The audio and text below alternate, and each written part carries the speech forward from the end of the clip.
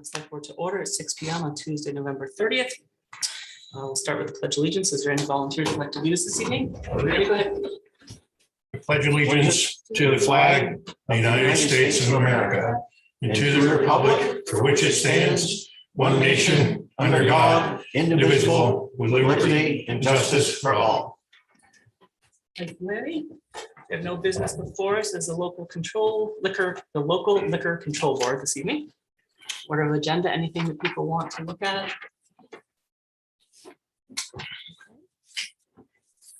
That will bring us to public comments. So if we'll start with those. Oh, you know what? Sorry, I forgot to read this thing about the hybrid model here. Sorry. So our meeting has come to order. This meeting is a hybrid meeting, which means that some or all of the public bodies meeting remotely, and some of the meeting, some are meeting physically in a previously noted location, which is here. The public may attend to observe, listen, and participate contemporaneously. One member of the public body is here. Other staff is present at the location to ensure the public can participate if needed.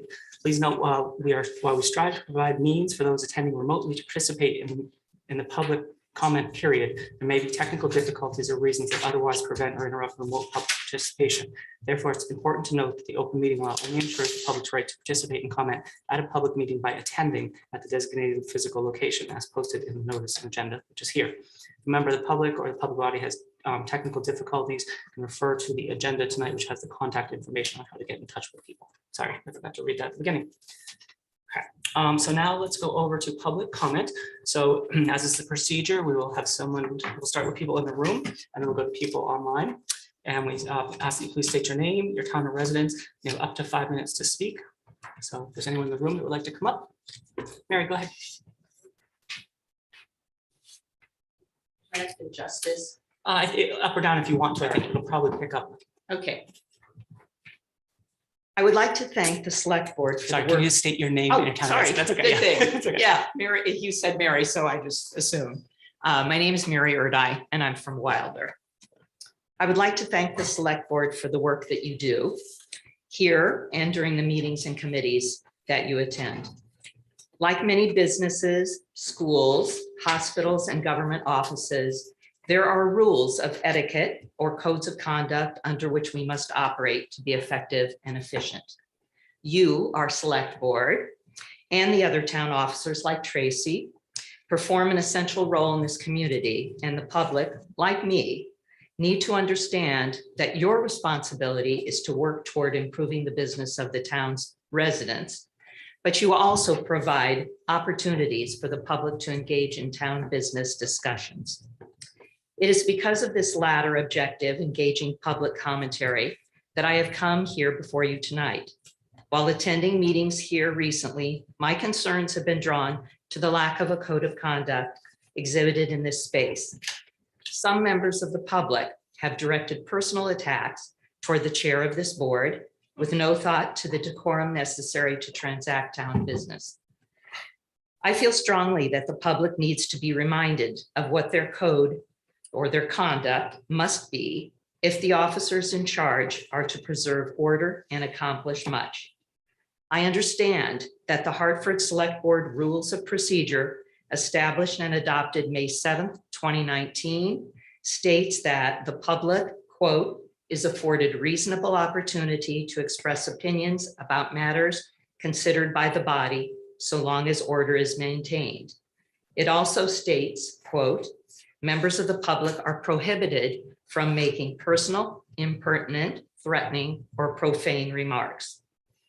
Twice in the last several months, I have heard a few public members make personal attacks. And in fact, on November 16th, 2 weeks ago, the result of a personal attack prompted a question from board member Kim Souza asking the speaker, quote, is this a threat? The chair of the board ensures, quote, that meetings are run professionally and all participants behave civilly with no personal attacks. I have watched Dan maintain civil discourse with that speaker and another at a different meeting when their inappropriate attacks were directed toward him in a confrontational manner. The public need to know that it is the chair's duty to keep the select board on track, to control the meeting, to ensure that procedures are followed by all members of the board, as well as all participants at the meeting. The chair cannot do this job if some members of the public lack decorum and civil discourse. The handbook for Vermont Select Board, established and adopted by the state of Vermont in April 2006, states that, quote, "The most effective select boards are those that make the best use of their meeting time and resources." As a taxpayer in our community, I want the board to make the best use of meeting times and resources. We teach our children that their actions have consequences, so we need to hold adults to the same interactions and standards. Yes, we have a right to express an opinion, but rights come with responsibilities. We voters elect people to do the business of the town, not so we can demean or berate some person's character. Noam Chomsky, 93-year-old internationally known American linguist, philosopher, historian, and cognitive scientist, among other roles, gave a talk via Zoom at Dartmouth this fall, and he answered the student-generated question about our freedoms with this comment, quote, "We do not have the freedom to do harm to others," end quote. In light of these recent personal attacks, I wonder if public speakers need a reminder of their responsibilities prior to speaking or addressing the board. Perhaps small 3x5 cards might be handy near where the public signs in to attend, listing the procedures to follow before one speaks. Or perhaps the board could keep a tighter rein on the time allotment, 5 minutes, granting an extension only as the board sees fit to do so. I support the select board's use of procedures to get business done so they can make policies that are responsive to us all. Thank you. I hope that was under 5 minutes. Perfect. Thank you. Anyone else in the room like to make a comment?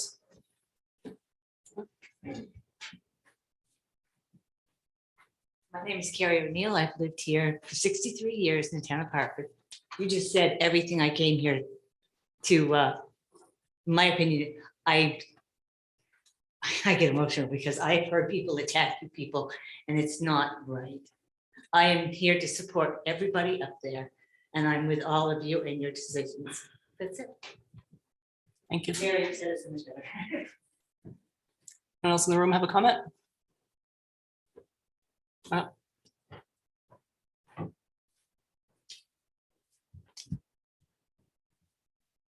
Good evening. My name is Heidi Duto, and I'm from White River Junction. Please help me to understand something, as I am very frustrated. I have brought before this board and the town manager the ordinances and laws governed by RVs within the town of Hartford many times. My perception is that you continue to ignore these rules and that you've known about them for a very long time. What faith do I and other citizens of the town of Hartford have that you will enforce the rules that the vice chair has asked for regarding the building of these structures by Simon Dennis? Why ask for more rules when you know, when you as a town carry these existing ordinances and rules that are in place? It was stated that the health officer had informed the parties involved in the municipal lot that they would be required to move at some point.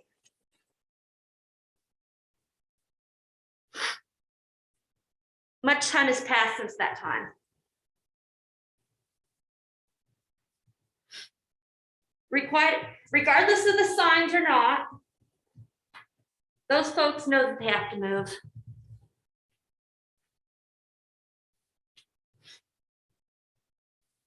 All I have heard is that you are waiting for signs. And to me, this is just an excuse to again not follow the existing ordinances. When and if those arrive, is it my perception that everything that has taken place, that the town will again choose not to follow the rules on the signs? Or there will be some other emotionally attached reason to not follow the rules?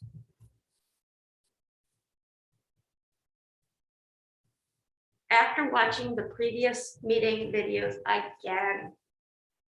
I did not hear it actually voided to wait until the signs arrived. It was discussed but never voted.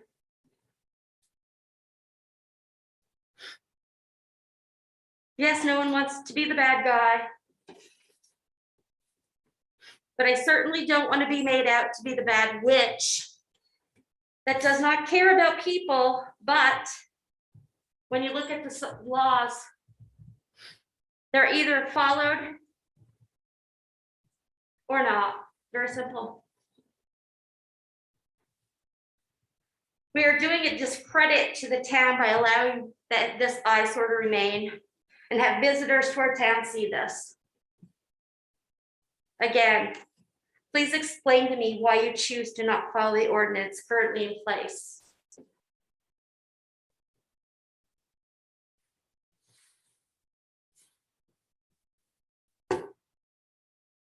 Are you done? Yes, sir. All right. Have a seat. Thanks. I have a couple more things I'd also Okay, like then to go ask. ahead. You need to do it now. Go ahead and share everything, then we'll address your questions. There's a couple more articles, not this one. Okay, you have 2 more minutes.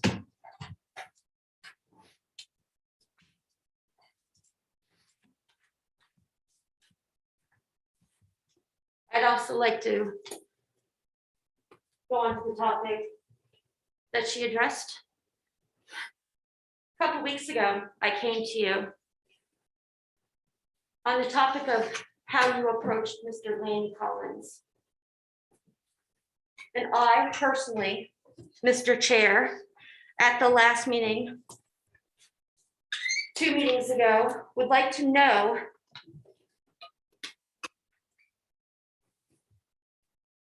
how my statement that I asked by one of your board members was perceived as a threat.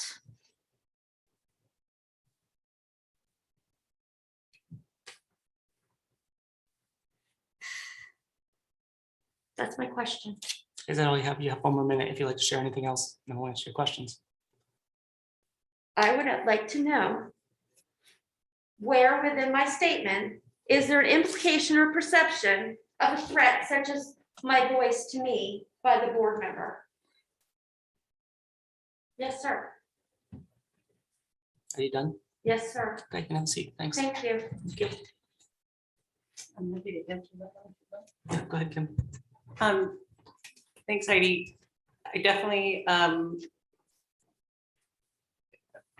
intuitively, emotionally felt a animosity, and that just the phrase is, we're watching you, we're onto you. I mean, by all means, fully support. I mean, one of the reasons I'm sitting on this board is because I was also frustrated and had, and the board wasn't moving in the direction that I wanted it to. And I ran for election and was voted in to be here. Who knows what will happen in the future. So we're watching you, we see you, we're doing this, that to me was a perception of a threatening language. I may have misperceived it. I apologize if I did. I encourage you to pursue. I mean, I know it's frustrating. I've stood at that podium also prior to being on the board, and still can be frustrated on the board. I know I don't know how you're feeling, but I can empathize to some extent, and it's really frustrating. But my perception of what your tone was and the phrases you were saying felt threatening to me. Not that you were threatening me, but threatening the chair. So I apologize if I misperceived that. Anyone else? Dennis, go ahead. Thank you, Mr. Chair. I sat here and, heard Miss Dudo as well, and I guess I didn't take that as a threat. To be here, I feel I have to have pretty thick skin, unless somebody says, you're a jerk or you're a so-and-so or something like that. I can handle most about anything that gets shot at us. So that's my take on this. Thank you very much. Else, Lenny? Yeah, I'd like to respond on the first. I don't think it's my place to respond to the second. Ms. Duto does bring up some interesting things in her statement about the RV that's down to the municipal lot. She's right, and we have to acknowledge that we are not upholding ordinances of the town by the parking ordinances, allowing that RV to stay down there. We're not upholding ordinances, and we have been made aware of the ordinances many times by Ms. Duto, and they brought before us. And she's right that it was stated that the health officer had gone down and talked to these people and stated they would have to move at some point in time. So she's right on that. And I can understand where she's saying that there's people in the town of Hartford that are beginning to lose faith in us carrying out the duties that we're supposed to be doing if we're not responding to these things that we're seeing in the town. I can see her perception that we're not doing our jobs. And some days I feel frustrated because I don't see us doing our jobs as well. And we need to take the emotion out of the aspect of the situation, and we need to address it from a right and a wrong aspect. And are we holding the laws or are we not holding the laws? And we're not holding laws. And we may have talked about the signs, but I was not aware that we were in such a delay to get the signs for down there. And the signs may be delayed until December or January, and it's going to be a really cold period of time. And are we going to fall back and say that we can't move them because of the cold period of time? We in the town and as a board in the past, I've seen it on the other side of the aisle, have based a lot of decisions on emotions. And emotions have a point in all of our lives, but we also have to uphold the ordinances and the laws and the rules that we've put in place, or the others before us have put in place. And I agree that we're not doing them. And we go to all the work of getting this information about what Mr. Simon Dennis is doing. Are we going to be able to enforce those rules? Or are we going to have something for a reason that we're not going to be able to enforce it? I think it does a disservice to the town when we don't do what we're supposed to be doing. I don't feel we're doing the correct thing here. Thank you. And let's go down the line. Joe? Consistency is probably the most important thing for me.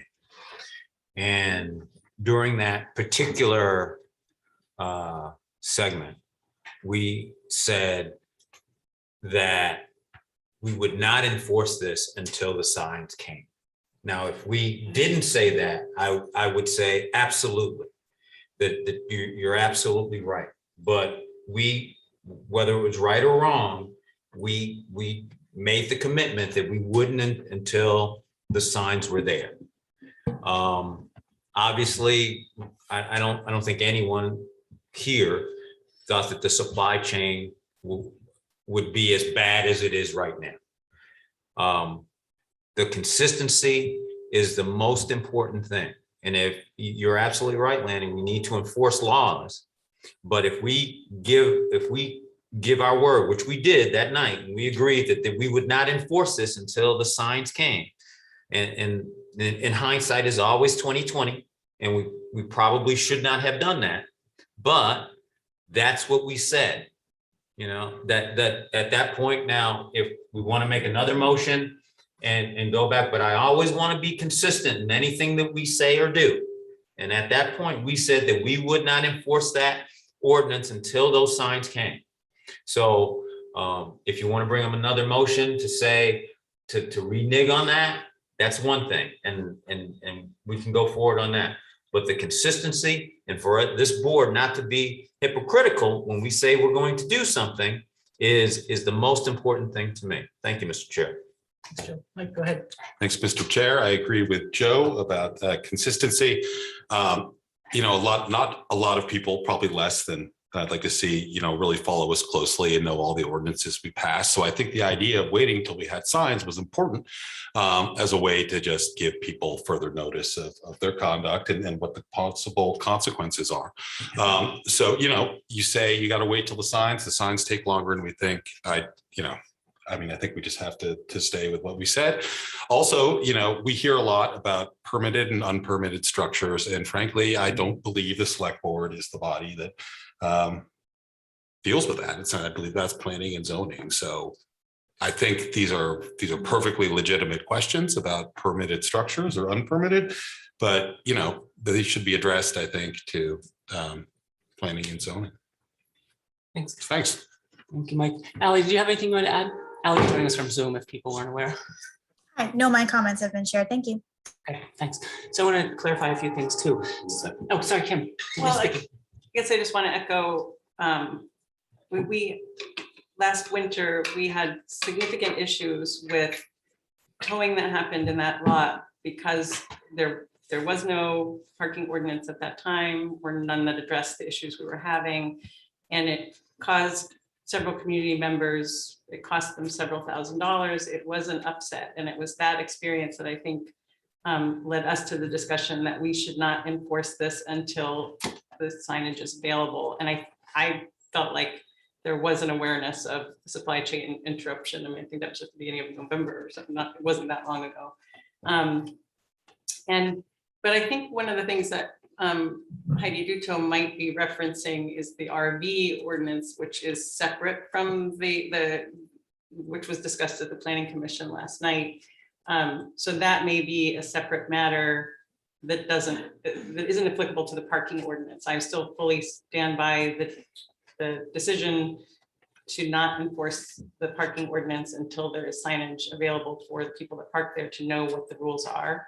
And if the current RV regulations are being violated, then we are not an enforcing structure. Like the select board members do not enforce the ordinances of the town. That is the channels of whoever the enforcing body is for that ordinance. Ideally, with our adoption of our plan on plans, our policy on policies, pardon me, not plans on plans. Our policy on policies is that every policy and ordinance that the town has will also include who's responsible for enforcing those policies and who's responsible and accountable for updating them and those kind of things. That's it. Thanks. Thanks, Kim. So a couple other comments I want to make. So we don't always officially vote on something, but we have a general consensus that we ask the town manager to carry out certain things. So there isn't always an official vote that happens. I think it's pretty clear from the recollection of people that spoke that was the indication. And for the reasons that Kim stated about the fiasco with parking last year, we didn't want to have a repeat of that by having people be upset and be unclear about what the policies were that were in place. Again, to address some of Lanny's concerns, if you have something that you want to do, any member of this board can make a motion that is then seconded and voted on to carry on to change the direction of what is happening, what we ask the town manager to do, which then turns around and asks the staff and the proper departments to do. And as Kim said, we don't enforce the policy. People bring things to us, we discuss them, we make a motion, we ask Tracy to carry it out, and she carries it out with the bodies of people involved, and it's up to them. So it's not us that is not enforcing these rules. We have brought that to the proper channels and town and those procedures, and with the supply chain and with the lack of staffing, I think those are some of the issues, but they've been brought up several times. They are now with the people that are aware of what should be happening, and we're just waiting to hear back from them, is my understanding. Well, just to be correct, I'm sorry, just to be correct, it's a terrible phrase, but to clarify, I don't think in this particular case, it's not up to us to direct the town manager to direct staff to enforce the law. It's if members of the community, unless by all means, if an individual member of the board wants to go to planning and zoning and report a violation as an individual member of the community, I think that's perfectly appropriate. But I don't think it's up to us to direct the town manager to direct planning and zoning to go enforce violations. That is up to a complaint being filed. This is what I think, I'm not 100% positive, but a member of the community would need to file a complaint, and then that violation could be addressed. Does that sound correct to you? Yeah, the enforcement officers get complaints and investigate those complaints, record their conclusion on a case and either proceed or close it, depending on their professional assessment. So it's not going to go from public comment to select board to town manager to staff. It needs to go from community member to staff to the violation. Thank you for clarifying. So I just want to be sure that when people come up here, that they don't think that we're not hearing them, which is the indication that I was getting. So what I was trying to say was that we as a body hear that, but we don't make those decisions. We can make sure that the town manager is aware of that. And as you said, they can go directly, or that can be followed up that way, which quite often is the way that Tracy handles it. She said, I will let the proper parties involved be aware and get back to you. So I just want to make sure that people didn't feel like they weren't being heard was the question. Yes, Lane. I completely agree with Joe and Mike that we need to have a standard that we follow. I completely agree with that, but I do believe that Ms. Duda was referring to the RV statute that was in place, and that was a statute that I believe that we have not enforced. And I don't know if it's because of the lack of the manpower that we have in the town currently, or what the current situation is, but I know that the RV has been reported to the Planning and Zoning Department, I believe. And while I can't say that I know for a fact, but I believe it's been reported to Planning and Zoning, and I haven't seen any action on it, nor the people that I perceive have reported on that. So I'm not sure who does a follow-up, if we can ask the town manager to follow up on it, or how it gets known to us as a board that there's a follow-up in regards to a citizen's complaint. There should be something that comes back to us that say that, this is being looked at. I don't see anything now that allows us to know. I mean, if somebody knows it, if somebody does know how that happens, please let me know. But I mean, we are the board that is supposed to take care of citizens. I think the clarification that we received both from Tracy and Kim, so I would address some of that, but generally speaking, when Tracy has an update on something that's brought before, she does share that, or we can specifically ask if there's an update on that. And, I'm sure she'll answer if she has one. There's, when there have been other questions before about things. So I think that chain is being followed. I think it's just slow in the process. So. Can I ask, okay, have you heard anything from planning and zoning in regards to? I haven't. enforcement? Much of the staff took extra time off during Thanksgiving because they were able to see their families, and I haven't had a chance to check in with planning and zoning on this. Can we ask if you can possibly check in and see if there's been any progress made on that? Yeah, they also were pretty busy last night, was that big planning commission Understand. meeting, but I can check in with planning and zoning. And you all are right. If somebody comes to you or me and they don't have a great amount of information, we can't really do anything. I just forward those information along to people who actually do have that process in place. Do you know if is there something that's supposed to be in place that allows us to know what's happening? I mean, other than you? Well, I mean, to back up, there's a little bit of a privacy thing about people who might be getting complaints against their property, which could be any of the 7 of you as well. And so typically those aren't really shared publicly as some sort of like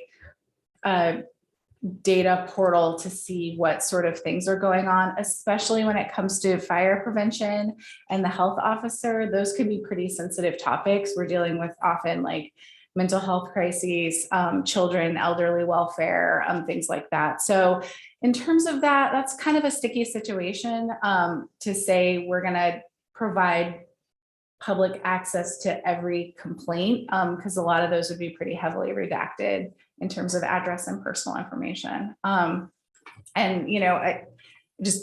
if we wanted to go there, we would probably want to do some deep thinking about what that actually looked like in terms of releasing every complaint ever lodged against anyone in the town. I understand there is a different level though between public access to that information and select board access to that information. I still want to check on that. Should be a different level so we can see what's happening.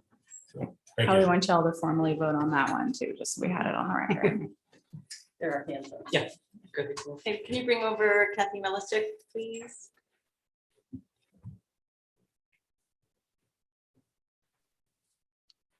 Hi, Kathy Melisic from Wilder, Vermont. One of your regulars, I guess. I am hoping that the select board can do whatever is possible and permissible to help protect our historic resources. Now, especially with regard to the application for demolition of the structures at 160 Gate Street, which is up for a planning commission meeting on December 6th.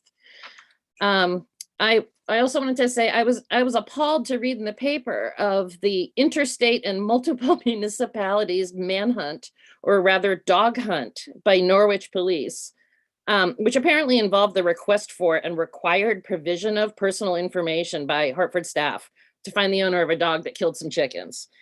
I feel awful for the owner of the chickens.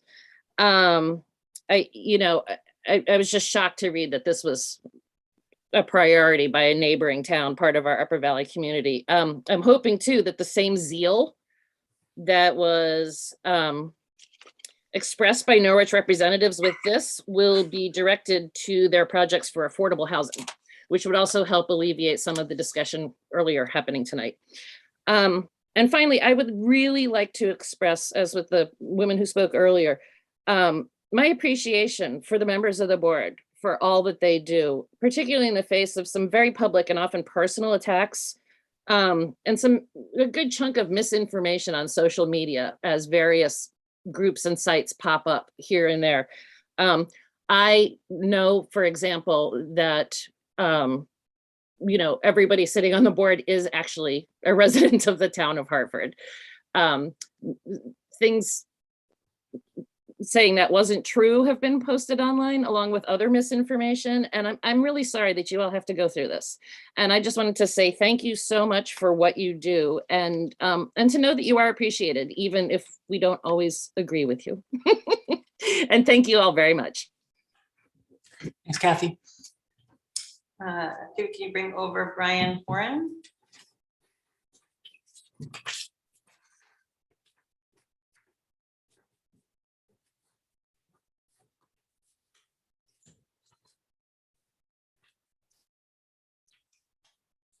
Brian, when you're there, go ahead.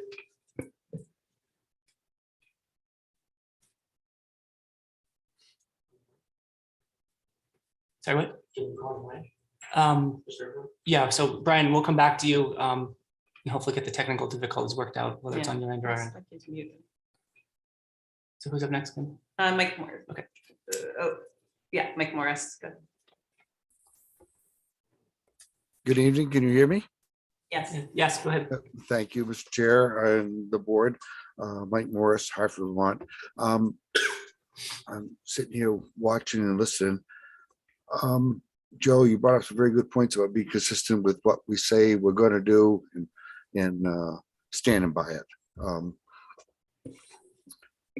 I have some concerns about how we've handled ordinance enforcements in the past. I'll give an example where I had a property maintenance business mowing my lawn that put a sign on my lawn advertising for them, and it wasn't a short time that I got a phone call and was told to remove the sign because I was in violation of an ordinance advertising for somebody else. That's just one little example. Are we consistent in enforcing our ordinances is my biggest problem. I think that what Heidi has been bringing up and presenting to the board in the town is legit in many ways, but I do not believe, me personally, we have enforced these ordinances the way we have in the past. I can say I personally have called down to the zoning office and questioned about things related to the shelters being around town. And at one point I was told I needed to contact the town manager's office. That's an abnormal, not a normal thing to do. We need to be consistent from beginning to end, not just on this one thing about the signage, which I hear what you're coming from. I think this is an unusual situation. It's unique. It's hit us at a terrible time with COVID. And I'm trying to understand all sides of this to be fair with everybody. But I do think the town has been reluctant to enforce their ordinances in the normal manner that they have in the past. And I would ask that we come up with some consistency with that as a general rule, period. And so we don't have these types of things happening, and the questions coming up where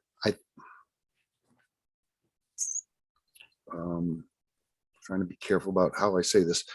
I don't want there to be distrust. I don't want there to be lack of transparency perceptions. I want us to all be on the same boat together and work together here and get things done. But I do think in this particular era situation with the huts that are being built and whatever shelters, however you want to call them, we have not dealt with it in the normal manner that we would have in the past.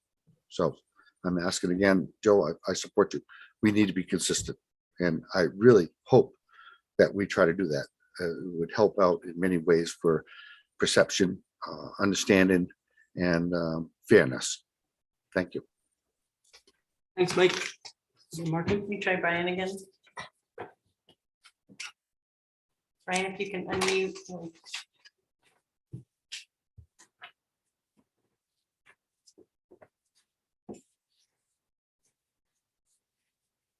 Are you there, Brian? Do you have him muted?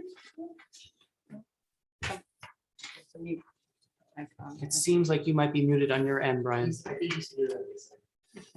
try. Yeah. There's Kathy as well. I think, Kathy, is your hand still up? Or is Is that the same Kathy or different Kathy? the same Kathy? Oh, she lowered her hand. Okay. So Okay. we're good and we'll just. Okay, so Brian, we weren't able to somehow figure out how to get you over with the technological. Unmuted for a second. You almost had it. So whatever you did, just try it one more time.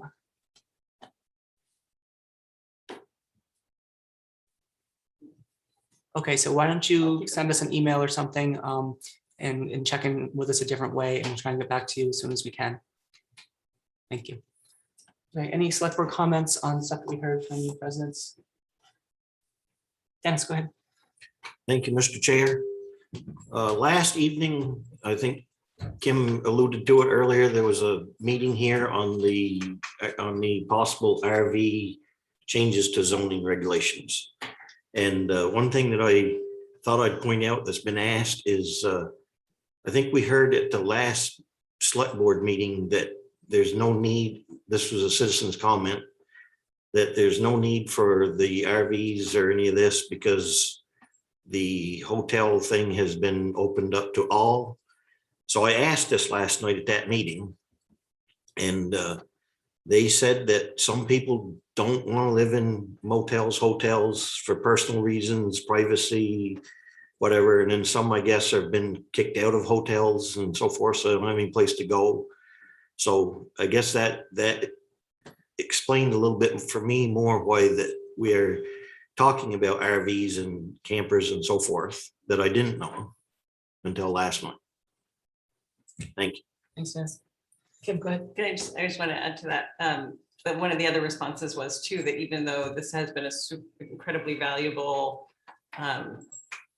temporary solution, it's definitely not a permanent solution. Not that necessarily RV regulation modification would be a permanent, but there is going to come a time when those vouchers will not be funded. And there probably will come a time when less motels want to participate as well. If they're looking forward to becoming guest motels again as well. So it was also like, it is an amazing temporary solution, but it's definitely not a permanent long-term solution. Well, let's go into select board comments and announcements. I'm sorry, I thought that's where we were. That's okay. Did I jump the It gun? sort of automatically flowed from you know. I'm sorry if I public jumped the comments gun. about what the public into that, but that was a nice segue, so that's fine. Thank you. Anyone else comments? I just want to give a shout out that the Energy Commission is looking for more members, so they have a quorum. So if you're interested, you can reach out to Molly Smith, who is the president of that subcommittee. And I also want to remind people that today is Giving Tuesday. So if you know a nonprofit that's your favorite, give to them. So Every Tuesday. I know, make it every Tuesday. All right, so that will bring us to appointments, of which we have none. So we'll go over to the town manager for your report. When you're ready, Tracy, thanks. Hi, everybody. I know we have a big agenda plan. Thank you all for bearing with us. We just keep adding more stuff for all of us to talk about every few days. So I'm going to skim this over quickly. We got some requests for some information on advanced transit. Van was kind enough to write out some information. I don't know if everybody heard, but Van is retiring. So we're going to miss him terribly. And he also is taking some time off this month for some personal reasons. So he did provide some light information. I learned a lot about this. For example, municipal contributions are less than 20% of the cost of services for AT. I thought they were much more municipally driven than that. And one of the other fun facts that I found out that Van provided with me with was that they count count their ridership on the stops that they get on and off. We know that our neighbors across the river, West Lebanon, have a lot of the big box stores that we don't have, including that brand new sparkling Target and Sierra complex over there. And so they really count their ridership in terms of where people get on and off, knowing that they're often providing a service for our more rural residents to go over there and get all of their good Target energy, good PetSmart stuff and all their BJ's needs. Thank you, West Lebanon, for keeping those box stores over on that side of the river. And so if you all have any questions or want more information, please let me know. I'm always happy to have more conversations with Van. He's great on the phone. Other than that, I have had the opportunity to get out and do a little bit more of that bigger town managing stuff. The childcare symposium was much more less depressing the second session than the first session. The first session had to do with a lot of disparities in what we can provide. I am very thankful to Sean, the city manager from Lebanon, who had some really interesting, innovative work that he's doing in his role to help make them an attractive workplace for parents and caregivers. So I'm excited to think over some of those things and see where we can do that work for our employees who are parents and caregivers, or those who would like to come join us and work for the town of Hartford, who is a parent or a caregiver. Thank you to Emily and the team at the Hartford Community Coalition for their annual board meeting. I think that there are some amazing worker bees over there, and they just get a lot done with very little. I also got a chance to meet with the field director of the Vermont Agency of Human Services for our region. Will had some great design ideas, and he's actually, we're meeting with some staff from Norwich University and Laurie Hirschfield in the coming weeks to discuss some more information about ADUs. So we just finally got that on the books to look at more of these ideas of having pre-approved, pre-planned ADUs that you can pick out of a catalog, so to speak, and get on your land and add some more housing.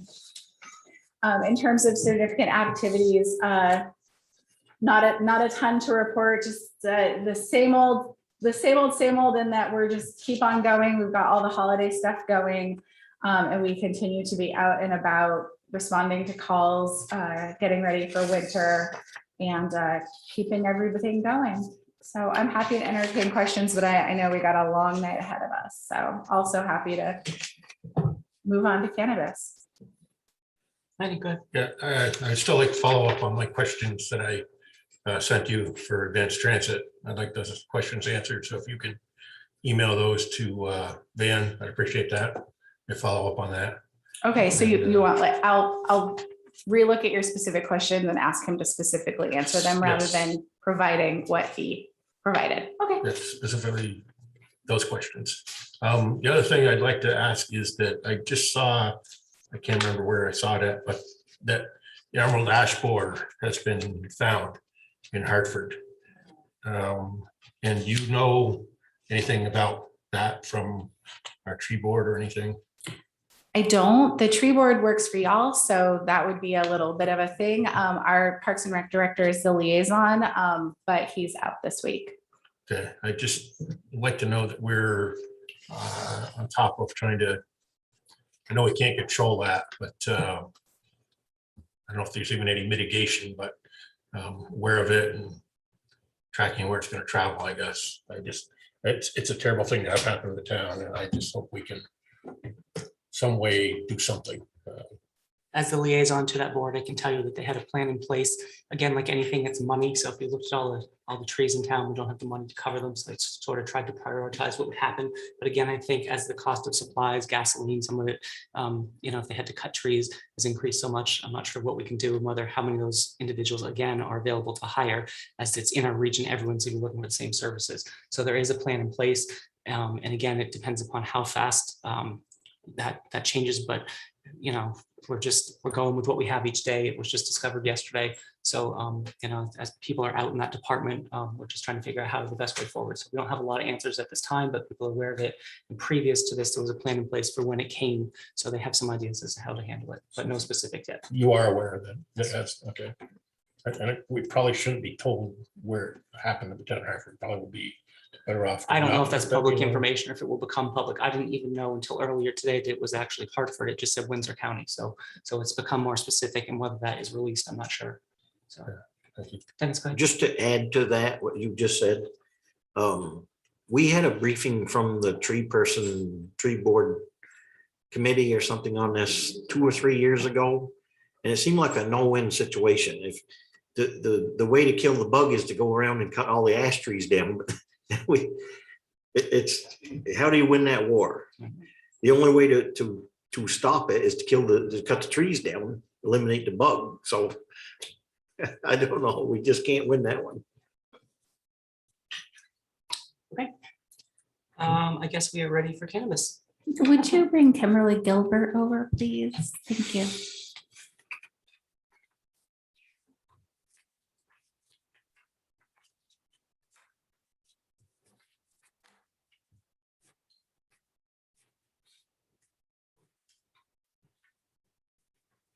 There's no documentation on that, right? Like we didn't get any. Kimberly did not provide anything for you guys to read ahead of time. Hello. Hi, everyone. My name is Kimberly Gilbert, and I'm a regional planner at the Two Rivers Ottaquechee Regional Commission. And part of my work there is done with our partners at the Mount Ascutney Prevention Partnership, working on efforts including health-related goals, policies, recommendations at the town level. And today I was asked to come to share some information about Act 164. So I'll just quickly go through some considerations to make when thinking about incoming retail cannabis in towns. I have a presentation I'll put up on my screen share.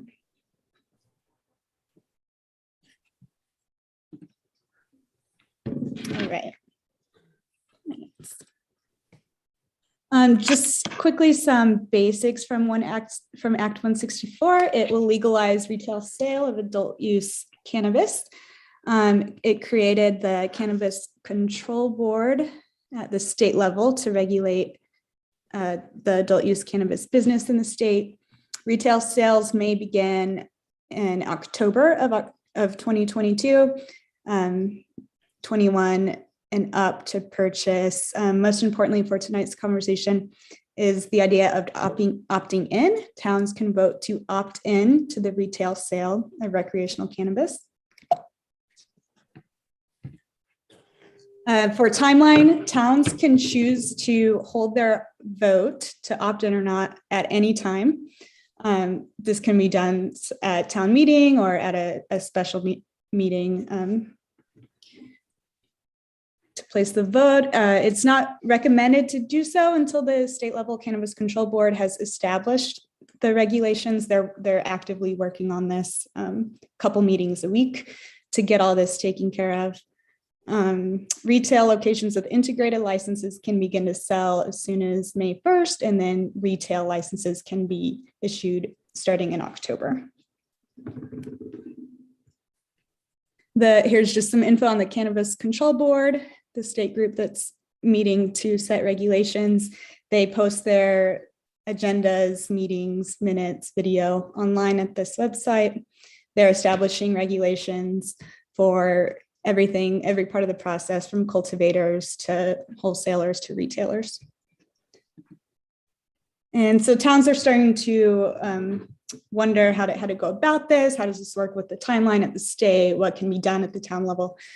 And some things to consider would be then, how do you start these town conversations? What do residents in town think about having retail cannabis? What do businesses think about it? What's the best way for community conversations to happen before a vote? That way people can know what they're voting on. And one good way to go about this that we've seen is the way the town of Woodstock did it. They really wanted to have their residents be informed, hold some community discussions, some conversations, do some research prior to a vote. So they created a cannabis research committee working group. And this was made up of volunteer members were part of this committee, and they had representatives from fields of safety, health, schools, planning. They would meet about once a week to just dive into different topics. They remained objective and neutral. They weren't making any recommendations to the select board or to the trustees. They were really just trying to gather information within the town. And one way they did this was by creating a town survey. And so here's just some examples of the kinds of questions that they asked. And so they did this town survey to really get a feel on what kind of things people in town wanted to learn more about, to hear more about. And from that, they gathered their top topics that people were interested in, and they planned to hold some community information sessions. I think some of their top interested topics were things like tourism, taxation, health, and youth. About the vote itself, so a town does have to vote to opt in order for retail cannabis establishments to operate. And this will be done by Australian ballot, can be an annual or special meeting warned for that purpose. The question can go onto the ballot by the select board or through the signature collection process. And then if opt-in is the favorable choice, then at the town level, it can work to establish the local regulations. And that would be done through the formation of a local cannabis control commission. And so that is actually optional, creating that local commission. But it is recommended because if the town chooses to opt in, if the vote takes place and the town does opt in, but does not create a local cannabis control commission, then licensing is just done through the state board. But if the town has their own local cannabis control commission, then licensing will go through the town level first.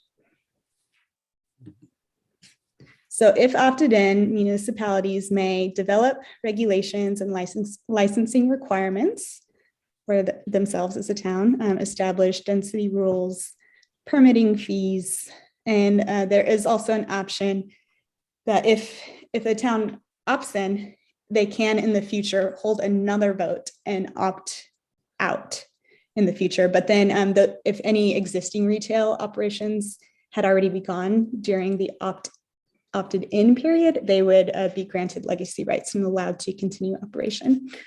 Something a municipality cannot do is establish zoning rules that would basically prohibit the establishment of these retail businesses if they had voted to opt in.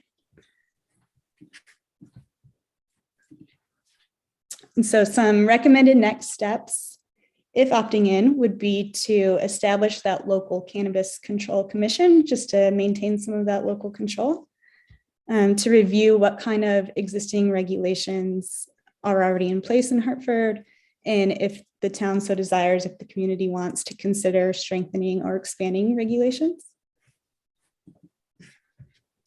So about the local cannabis control commission, this would be at the town level. A municipality that does choose to host the cannabis establishments can make this local control commission, not required, but recommended. They would be able to issue and administer control licenses and could also suspend or revoke local licenses for violating any of the conditions placed upon the license. And go back for a second. The town could consider, like the town of Woodstock, for example, that put in all that research and work beforehand. So they have not held a vote, town of Woodstock, but they've decided that they will be holding a vote in March, and they are already forming their local cannabis control commission now ahead of time, just to get these regulations, get working on it, get a head start, get them in place at the town level before October 2022 rolls around and the state would be able to start issuing those licenses. So if the opt-in is defeated at the vote in March, the town will just dissolve this commission, but they are getting a head start on forming that group now. And then we have a slide here that's just got a list of some policy options and ways the town could go about setting their own regulations using things like tools like zoning or ordinances, and also dipping into town plans, health chapter, town health and wellness committees, any kind of group formation who would be interested in working on this kind of work. We do have assistance available. This is my own information from the Regional Planning Commission, and then Alice Stewart, who I work with on these kind of efforts from the Mount Escutney Prevention Partnership. And then specifically in Hartford, the Hartford Community Coalition is beginning this process, like I was talking about, holding those town community conversations to get a feel for how the town feels about this, what the town wants to do. They are holding their town hall community conversation on December 13th. And so there's the information for that. And so basically it comes down to just recommending that these community conversations, discussions start happening sooner rather than later, especially if the town is wanting to try to stick to a town meeting day vote that's coming up pretty soon. So just getting the conversations going, maybe doing a survey, forming a working group, and if ultimately the way the conversation goes is to form that local cannabis control commission. That is what we think is a good way forward to get all the town discussion going and maintain some of that local control when it comes to licensing, if this is something that the town decides to put on the ballot and decides to vote for. And that's everything on my slides. Thank you very much, Kimberly. Maybe you'll be able to hang in with us for a little bit if there's some questions. Yeah. Okay, thank you. We'll start with the board. Yeah, Mike, go ahead. Thanks, Kimberly. I just have a few questions. First, have any towns already voted to opt in? Yes, I'm not sure about statewide, but I know at least in our region, in the Two Rivers region, Randolph and Stratford have held votes, so they have opted in. And okay, that's good to know. And I take it like the local cannabis control board is sort of like, we act as like the local liquor control board. Is that sort of the idea? We would review applications. I guess my other question, you may not know this, but is there any talk in Montpelier about amending the act in any way to let towns that do not have a 1% local sales tax generate some revenue from the sale of cannabis? Right, so that has come up at the Cannabis Control Board meetings. There has been talk, because as it stands now, any tax revenue from these sales is going back to the state to use in their programs. And so I know it has been brought up on whether this local tax option would be allowed in the future, but as of now, that is not the case, but I'm not sure if that will end up happening or not. And the timeline is just so interesting because they are really trying to crank these regulations out at the state level pretty quickly. Absolutely. Yeah, I mean, I think that's just one thing to keep in mind. I know in an initial draft of the bill before it was enacted, I think there was the opportunity for towns to assess either a 1 or 2% cannabis tax. Hartford, we have a local option tax, but it doesn't include the 1% sales tax, likely because we're on the border with New Hampshire.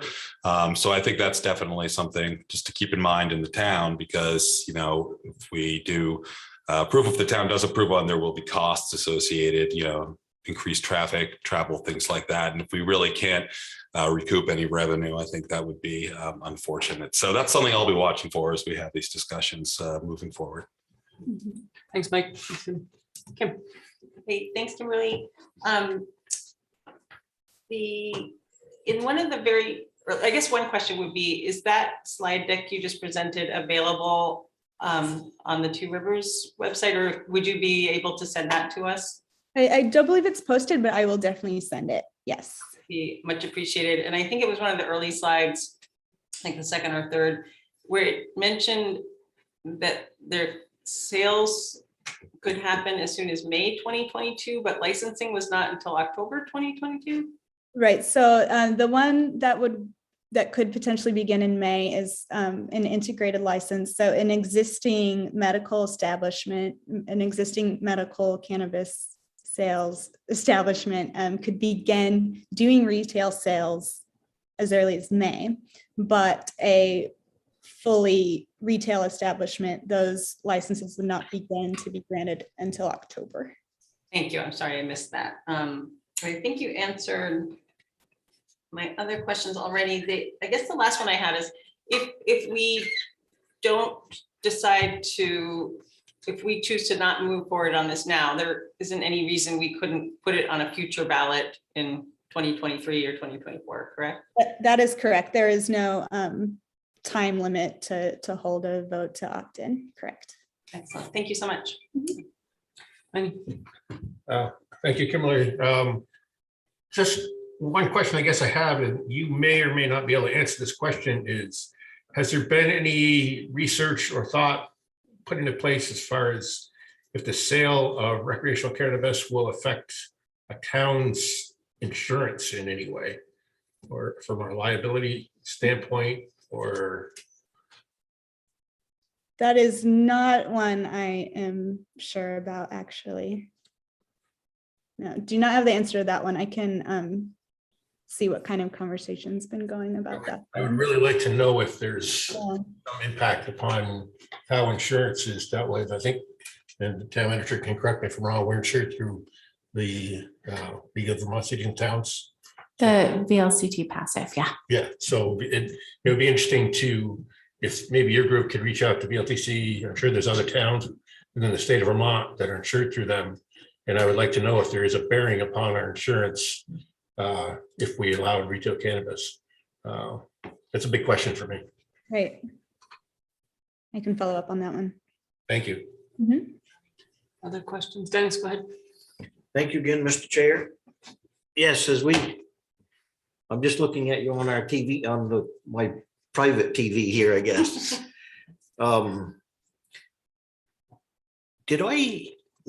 you were going through your slides, did you say that if we not opt into this, that a retail outfit could apply directly to the state? No, so the opt-in vote decides whether retail establishments are allowed in town or not. And so that totally depends on the vote. The licensing then, the town opts in and creates a local commission. The licensing will go through the town and then the state. If the town opts in but does not create that local commission, then the licensing would just take place at the state level. But if the town does not opt in, then no retail can come in. Okay. So there's two different things going there. Like, what does the town opt in or not? And then if it does opt in, does it create the local control commission or not? Okay, thanks for that. I have quite a few questions or comments here, so please bear with me. I have already punched it in my calendar to go to the HCC meeting to learn more yet about this. So probably more will come through. I'll be curious to know, it would be kind of good to know if we do it and if we don't, and if we don't, what happens then? So that's a question for future.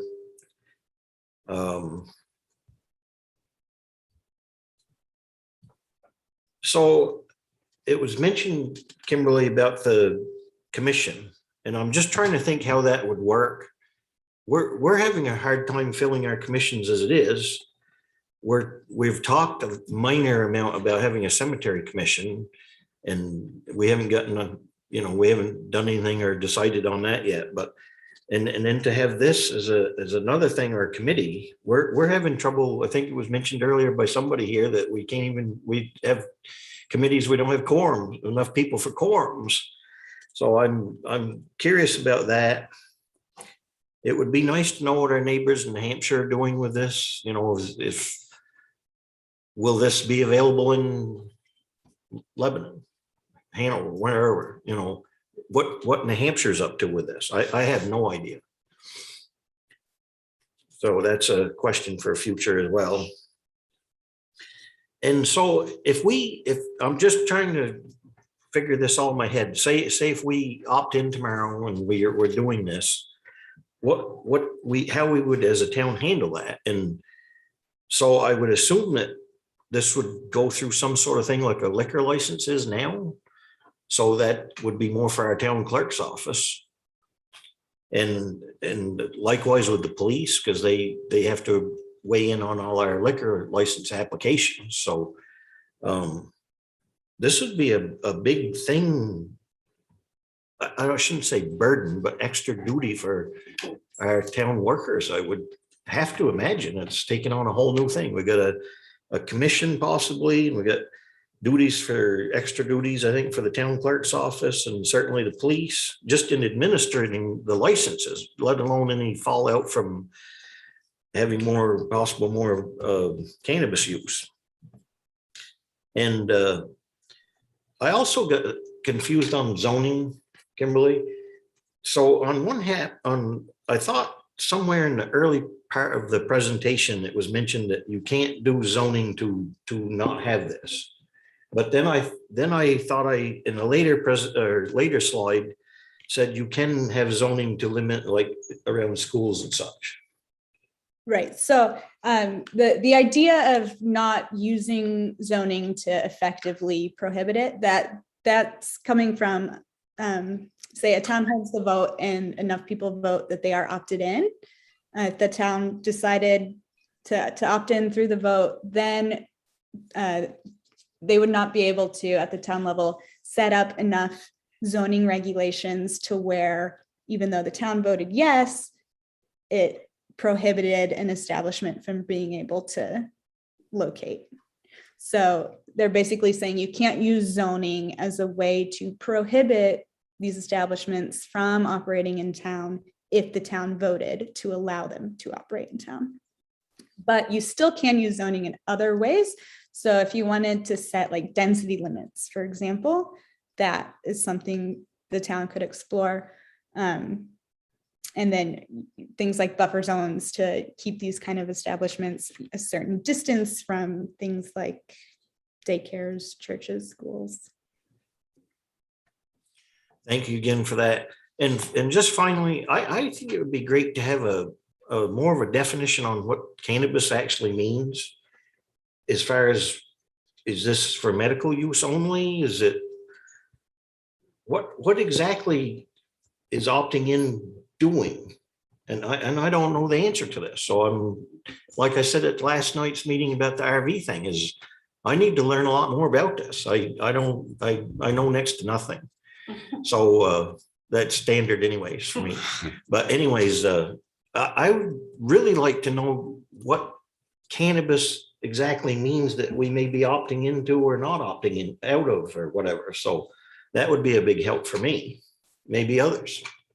Yeah, so the town would be opting into the sale of adult use or recreational cannabis. So it is not the same thing as the medical. You wouldn't need a med card to go purchase this. You would just need to be 21 or over. So it's just adult use recreational cannabis sales. Thank you for that clarification. Thank you. Go Joe and then Mike and Kim.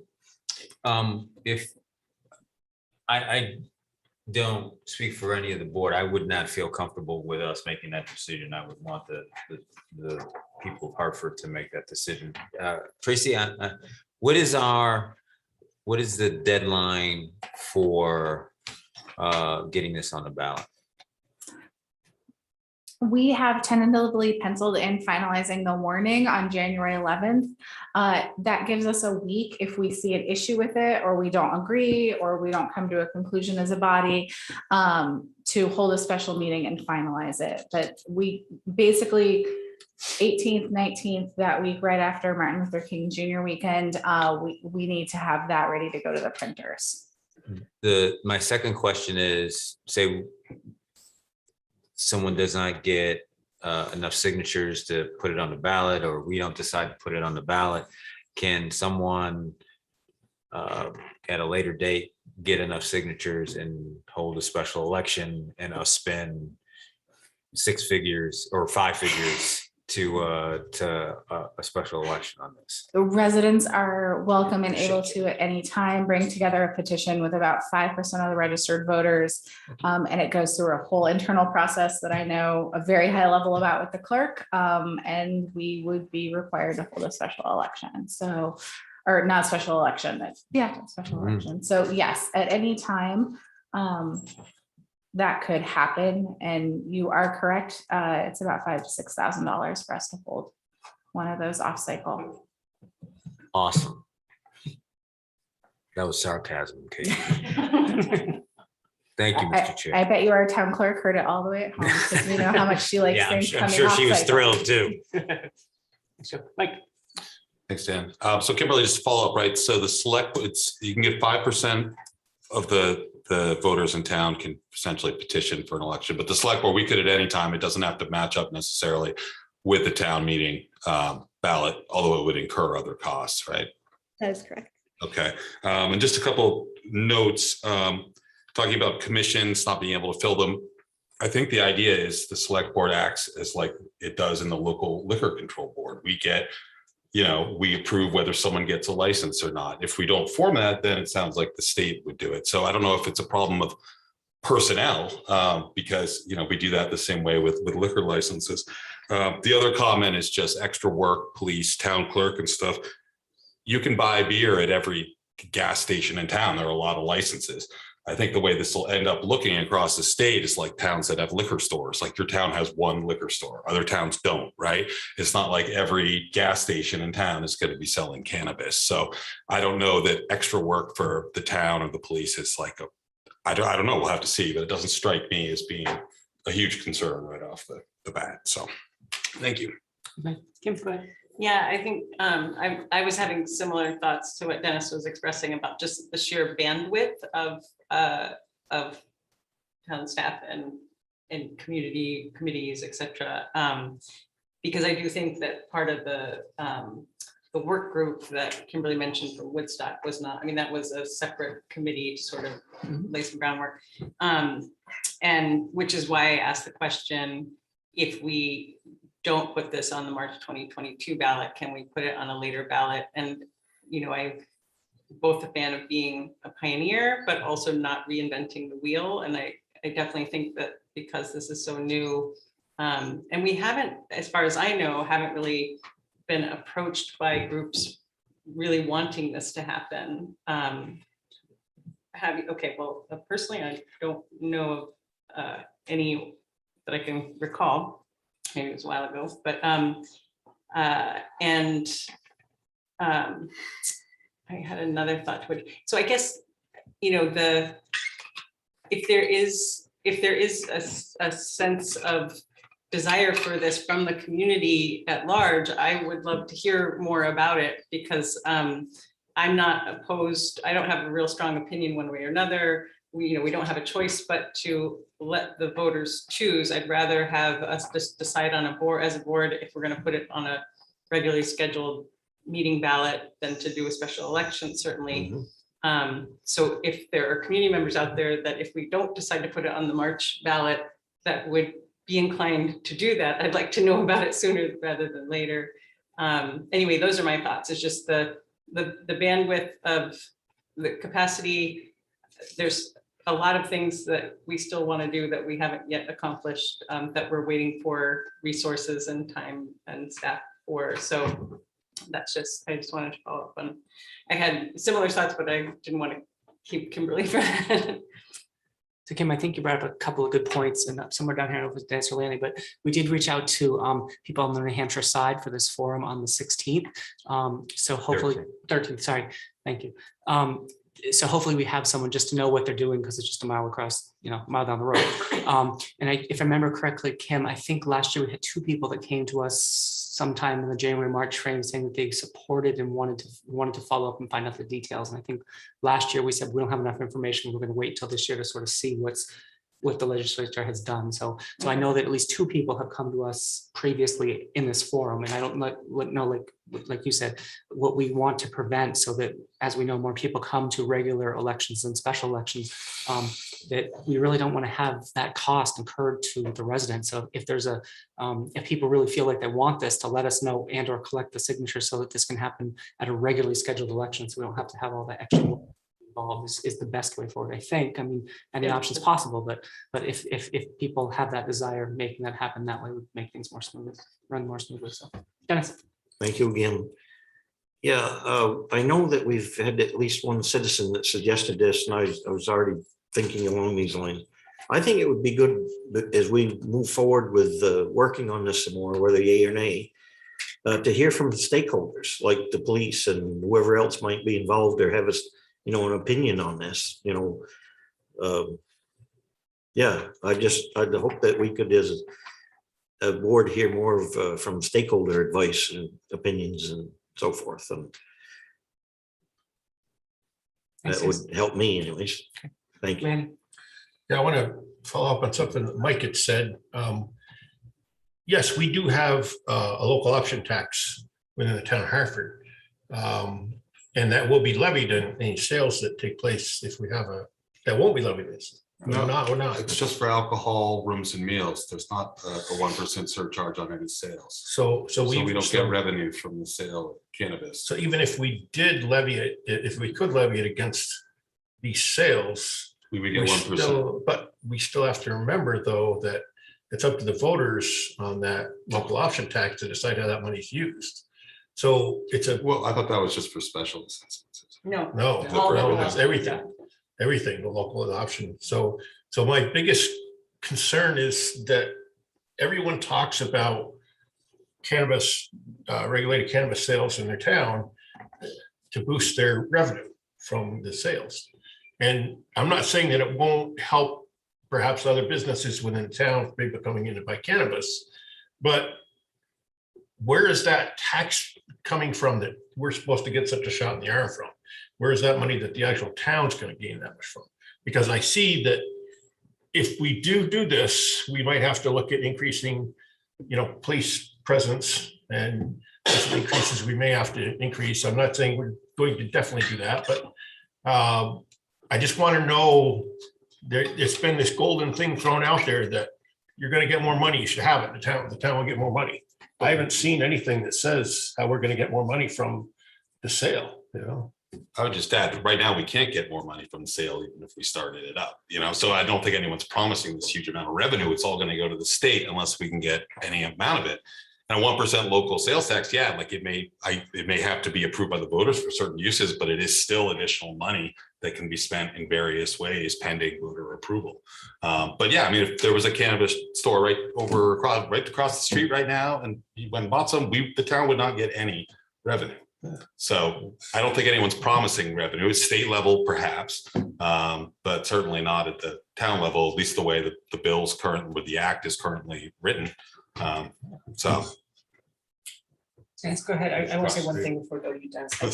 I think a lot of this, all these questions is why we're having the forum. So, you know, we've tried to include these people, try to include someone from the police, the state legislature, other towns that may or may not have it on both sides of the river, so that those people are up there as a panel, and we as a town, and we as a board can gather a lot of information. So I think a lot of us have a lot of questions, and hopefully after that presentation, all of us will know a lot more about what the benefits are, whether financially or not, how we can spend it on all those things. So that's the intent. So go ahead. Thank you again. I'm actually relieved at this point because I had wondered about the lot, you know, if it would apply to, you know, would get lot money from that. I'm actually glad that it's not, because for me, speaking for me, I don't want this to be a financial decision, whether we would have made a boatload of money on this. It's almost better for me at this point because unless the state is refunding us through the tax somehow, no financial benefit to us, may even cost us. So that's what we need to know. But I don't want to base my decision on whether we're going to make a boatload of money off from this or not. So. Yes. What else? Okay, Marcy. There is one.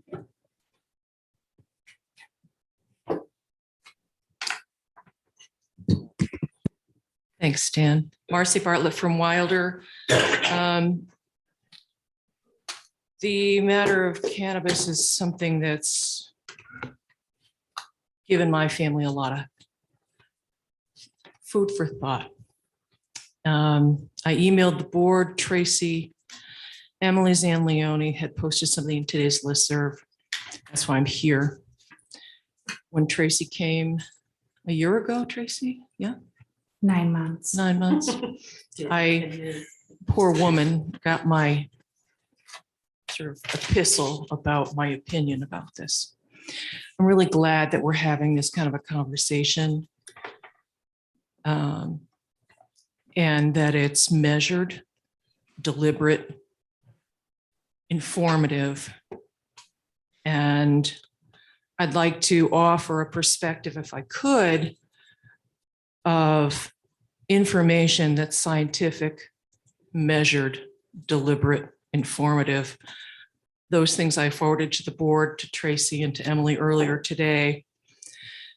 When I saw this on the listserv, I reached out to my nephew, who's a sergeant in the Hanover PD, and asked him, can you send me some links about medical marijuana, et cetera?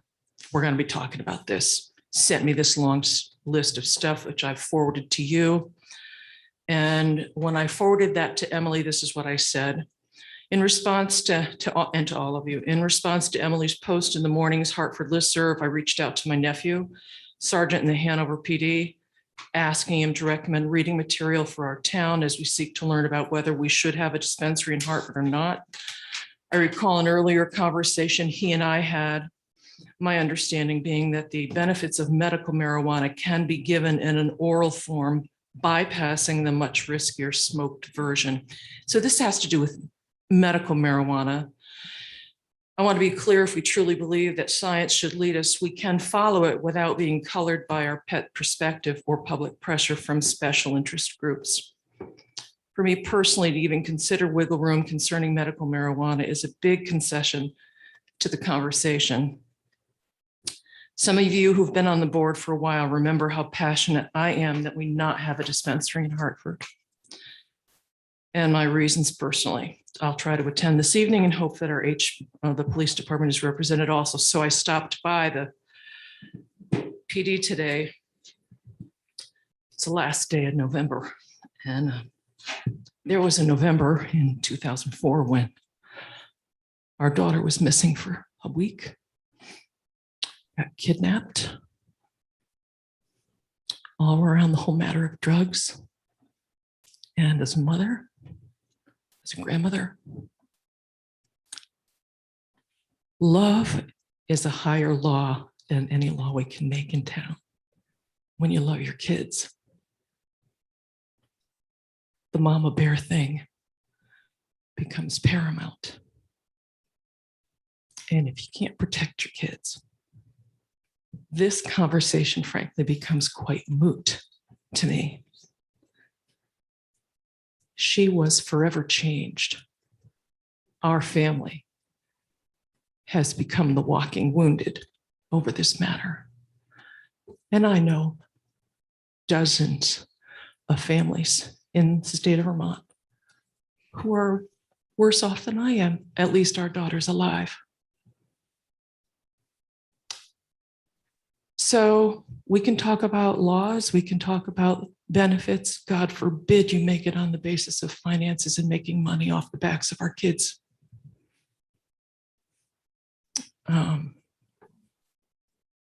You're not going to hear from a lot of parents like me when you've lost the thing that's most precious to you. It doesn't cost me a thing to stand up here and look vulnerable. But there are plenty of parents who are still under the rock they've crawled under and won't have the nerve to be this kind of open. I really love you guys. The work you do is so precious for our town. But there's a lot of people who won't do what I'm doing here. So November's a tough month. Going and finding Captain Rich sobbing in his arms when they found our kid. We've never really found her though. We don't have her anymore. That's all. I did print out a few things. Drug fact sheet, marijuana, cannabis. It's in the back if you want.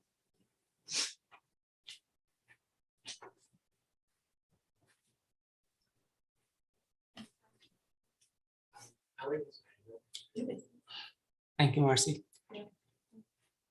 Can we get Ally? Yeah, Ally, go ahead. Hi, I'm just gonna keep my video off because my internet connection is a little spotty, but also thank you, Marcy, for sharing that and for your vulnerability. That's really appreciated. I just have, I think, a general question back to Kimberly. And again, my internet was a little bit spotty, so apologies if this question was already asked. But I think earlier on in your presentation, you mentioned that we should be expecting some recommendations from the Cannabis Control Board at the state level somewhat soon. And I mean, I think I'm in a similar boat to as other board members and just, you know, wanting as much information as possible, and any guidance at the state level would be, you know, extremely helpful. So I'm not sure if you have any understanding of when we might expect any of those recommendations from the state level's Cannabis Control Board. So I know they are still continuing to meet. They're doing like 2 meetings a week. They're still booked up for this week. Not positive when they'll be complete with all of their recommendations. I'm trying to look on their website now. They do keep their site pretty up to date. Okay, yeah, no worries. If it's something that I can easily, you know, use the Google and find it, I'll absolutely look for that and see what information they have. But yeah, I was just curious because that information would just be extremely helpful. And I, you know, similarly am looking forward to the town hall on the 13th. I think that'll be extremely informative. Thanks. The Cannabis Control Board does also have a way for you to sign up, because the meetings often are, the agenda is announced like just a few days before, but if you sign up to their email list, they send that out so you can get the info about their meetings as soon as that's set. Great, thank you. Thanks, Ally. Thanks, Kimberly. Yeah. Can you bring Kathy over? Hi again, this is Kathy Melisick, Wilder, Vermont. And I want to start by saying I also appreciate my beloved neighbor Marcy's comments and Ally's comments about that too. I tend to lean more toward the, you know, the freedom for adult decision makers when it comes to cannabis, and as with alcohol and other things. I wanted to thank Kimberly, and is it possible for us generic members of the public to also get a copy of your slide deck if we email you? Sure. Oh, awesome. Okay, because it was wonderful and it went by so fast. I want to ask you a million questions, but I'll read the slide deck first. And I am, did you say on there that, did it say on the slide deck somewhere that it's better to wait for something to come up before we vote on a commissioner, things like that? I wasn't sure I read that right. Yeah, in some discussions we were having, just the thought of waiting until all of those regulations are set by the state to hold a vote or not. Like, I feel like some towns, feel like they need to get it on the ballot for this March. And that's totally up to the town, but it would also make sense to have all those finalized regulations from the state level prior to holding a vote. So yeah, of course, it's just up to whatever the towns end up wanting to do. But yeah, just a recommendation we're kind of making in this general list of recommendations would be to maybe try to wait to hold a vote until everything is set at the state level. Okay, do we know, I mean, is there any guess as to when, sorry, when those might be? I'm sorry, that's a horrible question to have to ask someone when the state's going to decide on something. I know they still have meetings upcoming, and then things will have to go into a period where they're open for review and public comment. Okay. And so I think last I'd heard they were still thinking a couple months out. Okay. The reason I'm asking is knowing of friends who have worked for, retail cannabis sales in their towns in Massachusetts. Some towns got to jump on this to vote, to bring something on the ballot that says we will not allow it. And that's why I was concerned about, does waiting make the likelihood of that more possible, which I would disagree with. So, but I'll follow up with you separately on that once I get the deck and can read more into it. With regard to what Mr. Brown said, and with all due respect, while it's nice to say that the police are the stakeholders and there's other stakeholders, I feel like we, the taxpayers and the residents, are the stakeholders on this. And we would make the decisions with regard to what our commission says, what we vote to do on all that. And obviously we want to know how this would affect departments like the police, how it would affect, traffic, how it would affect, I would love to see this added as something on our local option tax, along with alcohol and I forgot what the other thing was. But I feel strongly that we're the stakeholders in this. And I personally, while it's nice you invited New Hampshire people, I personally don't care what New Hampshire says on this. It's like people say that Connecticut River is sometimes like the Berlin Wall between us. The other question I had was, is it true that, so right now we don't know how the state is going to distribute the tax monies on this, like whether it goes into the general fund, how it's going to distribute monies to towns. I mean, we could do all this work as a town and not see money except for that thing people always say about, well, but people will visit your restaurants, people will use your gas stations, that kind of tangential stuff. Do we know where the state's planning to put these monies if we have a retail cannabis dispensary? Yes, and I'm trying to find in my notes what that percentage split was. Some is directed to prevention programming. I might need to follow back with you. Okay, I can follow up with you on it. I was curious about that because if we're doing the heavy lifting, and I'm all for like regulated, sensible adult choice dispensaries in town. I would, if we're doing the heavy lifting as a town for this, I would want to know, like, what do we actually get for it? Right. And as of right now, all that's been recommended by the Cannabis Control Board at the state level is a licensing application fee. And so that would go to the town, but I think they have recommended that be capped at $100. Oh, no, that's not enough. But I hear you. Thank you so much for your presentation. It was super informative, and I really appreciate your coming to talk with us about this. Thank you. And I'm done. Thanks, Kathy. Kim, anyone else? I do not think so. Oh, yeah, Mike Morris. Good evening, everybody. Mike Morris, Hartford, Vermont.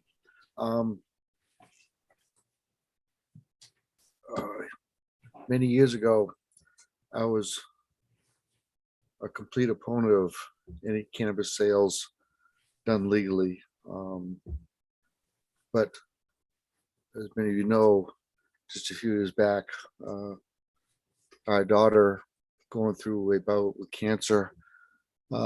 She was a registered nurse, ate healthy, vegan at one point, didn't abuse alcohol, didn't abuse drugs. But like I said, registered nurse, works on a master's, came down with stage 4 cancer. And cannabis was a major factor in some of her comfort of taking chemotherapy and other treatments. And I also feel that, not just for medicinal reasons, but I think it'd be less expensive for all the taxpayers in the long run to legalize and allow the sale of it than to try to enforce and penalize for the usage of it, especially when we have alcohol probably the #1 drug in the world, causing more problems than anything else. So I support the town having the sales of it. We want to welcome business in our town. This is another business. I think we need to welcome it. It's legal now and it's going to stay legal, I feel. So let's work with it, not against it. Thank you. Thanks, Mike. That's it. Okay. All right, Dennis. Yeah, thank you for that. And to Ms. Melisek, I wish I had broadened my statement about stakeholders. You're right. We're all in this together for this. So I was thinking of major stakeholders probably, but certainly we want to hear from the citizens too on this. And so we're all in it together. Thank you. Thanks, Dennis. Okay, let's go to the Hartford Cemetery update. You want to go, Ken? No. Ken's here Okay. to let you know. All right, He's our, okay. he's Go ahead our when you're ready. Hartford Cemetery update expert. The bear. There's fine, or if you want to sit down.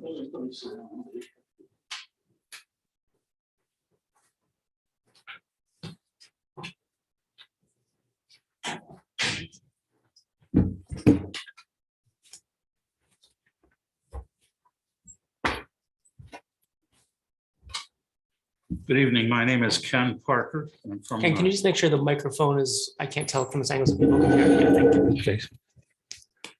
Good evening. My name is Ken Parker. I'm from Hartford. I live in Hartford Village. And Tracy asked me to come and speak with you this evening, give you an update on cemeteries. And I'm here to answer questions you might have. I would tell you that I think our cemeteries are in pretty good shape. We've had a community that's been generous, and I think hearkened to the notion that how a community takes care of its cemeteries really speaks about what the community does for itself, what it thinks of itself. And I think that's been very much the case. We've had an increase in our appropriations from the board and the public over the last 3 years. And I think that's been a fruitful investment that's been made by the community to give us the opportunity to better maintain and do some things in our cemeteries that we weren't able to do when we were dependent upon the return on any endowment investments that we had. As you can well appreciate, I think from your own experience, the interest that's earned by investments today is minimal at best. And we found ourselves in a situation where I think about 4 years ago, we had a cemetery study committee, and that committee did extensive work in looking at some of the shortfalls that the lack of funding was imposing on us in terms of what we could do in the 5 cemeteries in the community. Just so that I know I've spoken to most of you on the board, but there are a couple of new members, and I just want to acquaint you with the fact that 4 of our cemeteries, that is the Hartford Cemetery, which is the largest, it's on Maple Street. That's the one that I'm responsible for. the Christian Street Cemetery, which was an association, but I believe it's now owned by the town. The Queechee Cemetery Association in Queechee and the West Hartford Cemetery Association in West Hartford were all independent nonprofit entities that were in part funded by the town. In addition to those four is Mount Olivet and St. Anthony's Cemetery, which is on South Main Street. It's still an active cemetery, but there's not much activity there. The Mount Olivet is owned by the Diocese of Burlington, and we do fund some of their maintenance work as well. We have, when I say we, the Cemetery Study Committee have made some recommendations, and I was pleased to hear Mr. Brown mention the fact that there is some consideration being given to a cemetery commission. We felt at the time we did the study, and I think that's still a fairly prevalent feeling, that the town really ought to have a cemetery commission. It ought to be able to coordinate the activities that are going on in the cemeteries from one central entity. Now, there are some cemeteries that at the present time probably wouldn't want to participate if they didn't have to. But let's face the facts. There's never enough money to do what needs to be done in the cemeteries. So at some point, there's going to be a breaking point. And you found that to be the case with Christian Street. They got to a point where they just could not sustain their operation. The sexton, who was filling the role after a gentleman retired following many years of service, that individual said, I can't do this. And there are others of us who are getting a little long in the tooth, and it's becoming a challenge to do the work that's necessary to manage the cemeteries in town. So I think at least initiating the discussion and moving forward with that particular notion makes a lot of sense. It does, I believe, require a change to our town charter if you're going to do that. And if that's the case, the change of a charter has to go to the legislature. And that's probably a 2, maybe even a 3-year period of time to get that accomplished. It's going to have to be voted on by the community as well. So that I think you're probably looking at 3 to 5 years before you could actually have a functioning cemetery as provided for by the statutes in Vermont.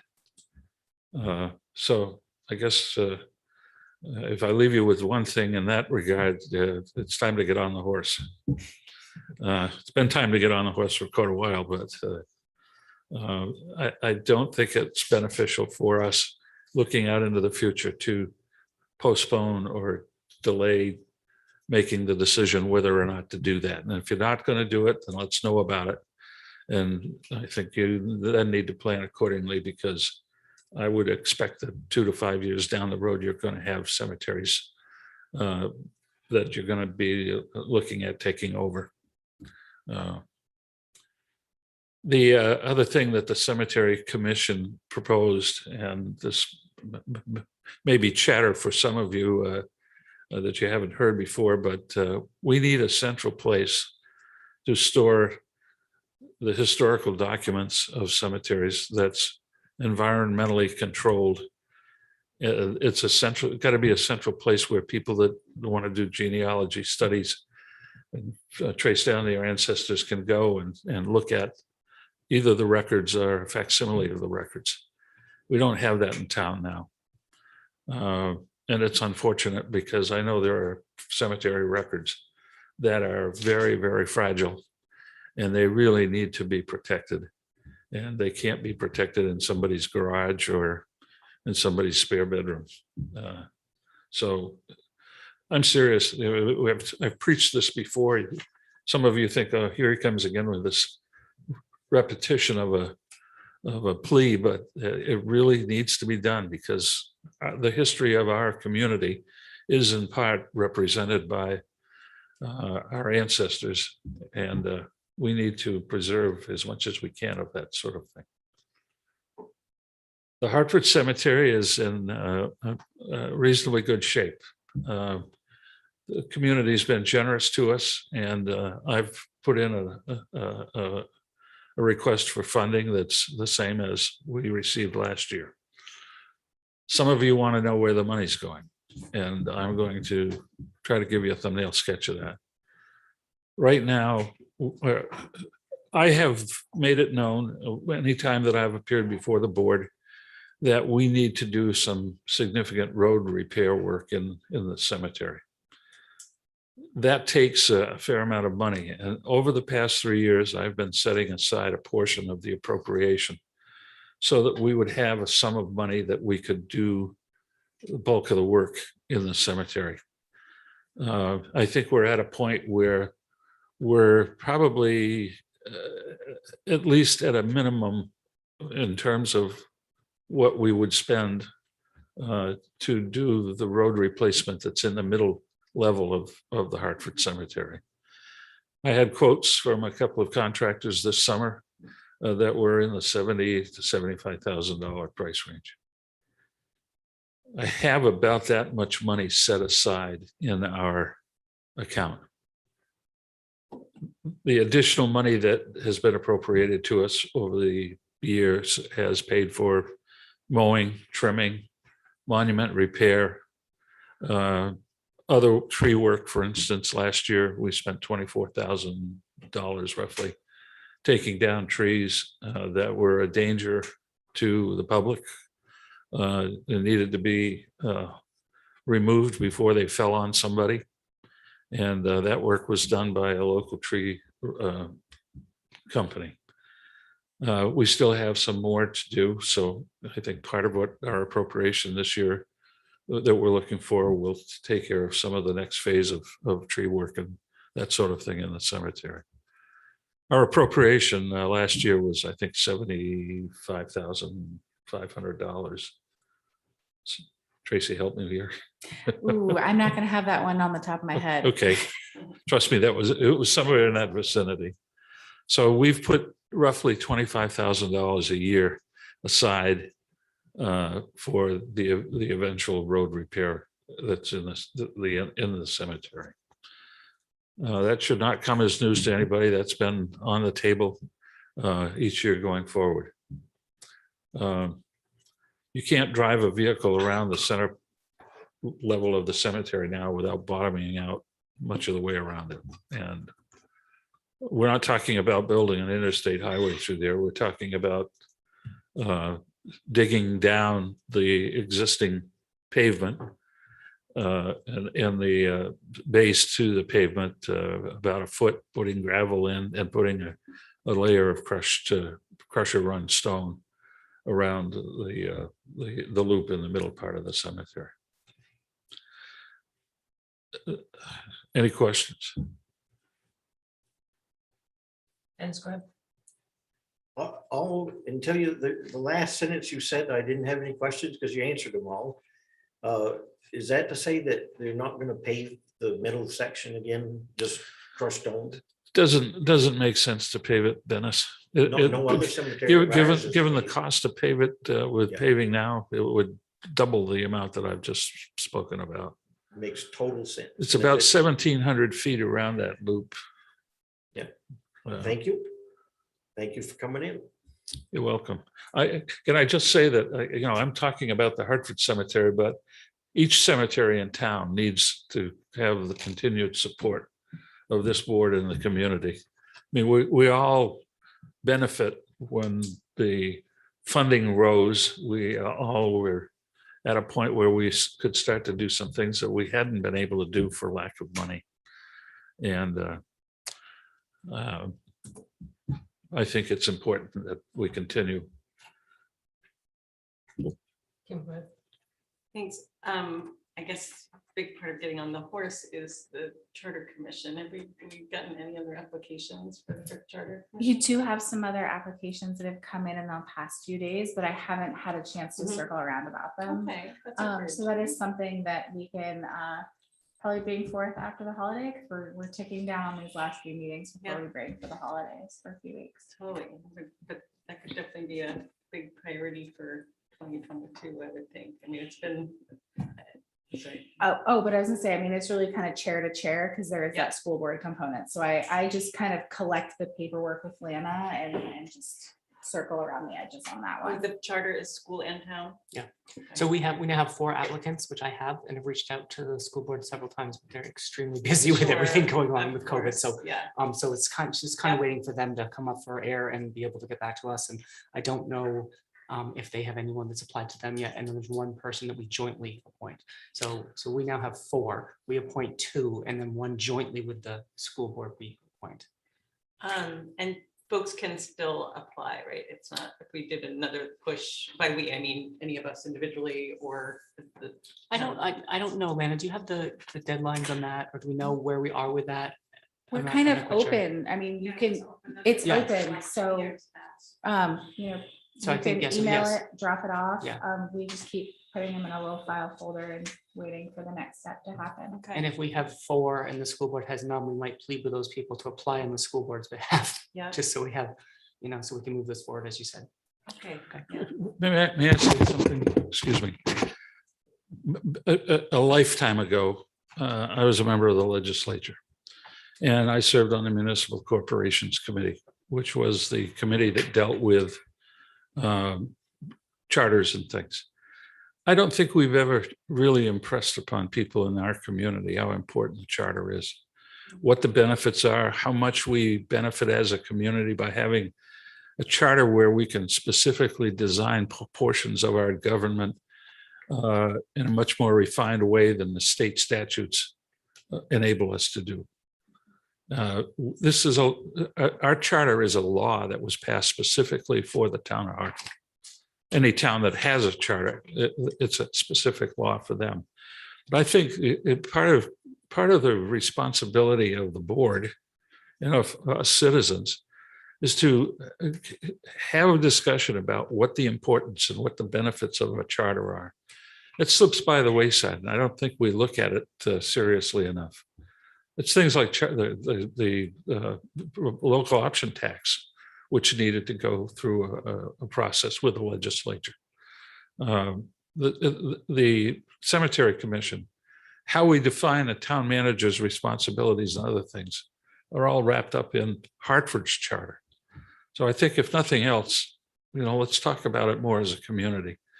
I think maybe you can get community spirited community members to raise their hand and say, sure, I'll do that, and not look at it as a political process as much as it is a governance process. Can I send you an application, Kim, Sure. for the charter commission? Oh, can you sign me up? No, I've been down that route. Thank you. It's worth a try. I'm trying to pull my horns back in, Kim. Good idea. Thanks, Dennis. Lana, were you gonna say something, Lana? No, I'll let it wait till. Right. Anyone else? Comments from the public? Any questions? Anyone online, Kim? No hands up. Ally, do you have anything, Ally, that you want to add? I'm all set. Thank you. All right, great. Okay, Ken, thank you so much. Thanks for coming in and updating us and keeping it in the Thanks. forefront. So It's always a kick the pleasure to can down speak the to road on that one. always a pleasure to speak to the board from this side of the desk. Thank you. Thank you, Ken. Thank you. So let's, we're a little behind schedule, but not too bad. So let's go with the certified local government historic preservation grant planning, and then we'll take a short break.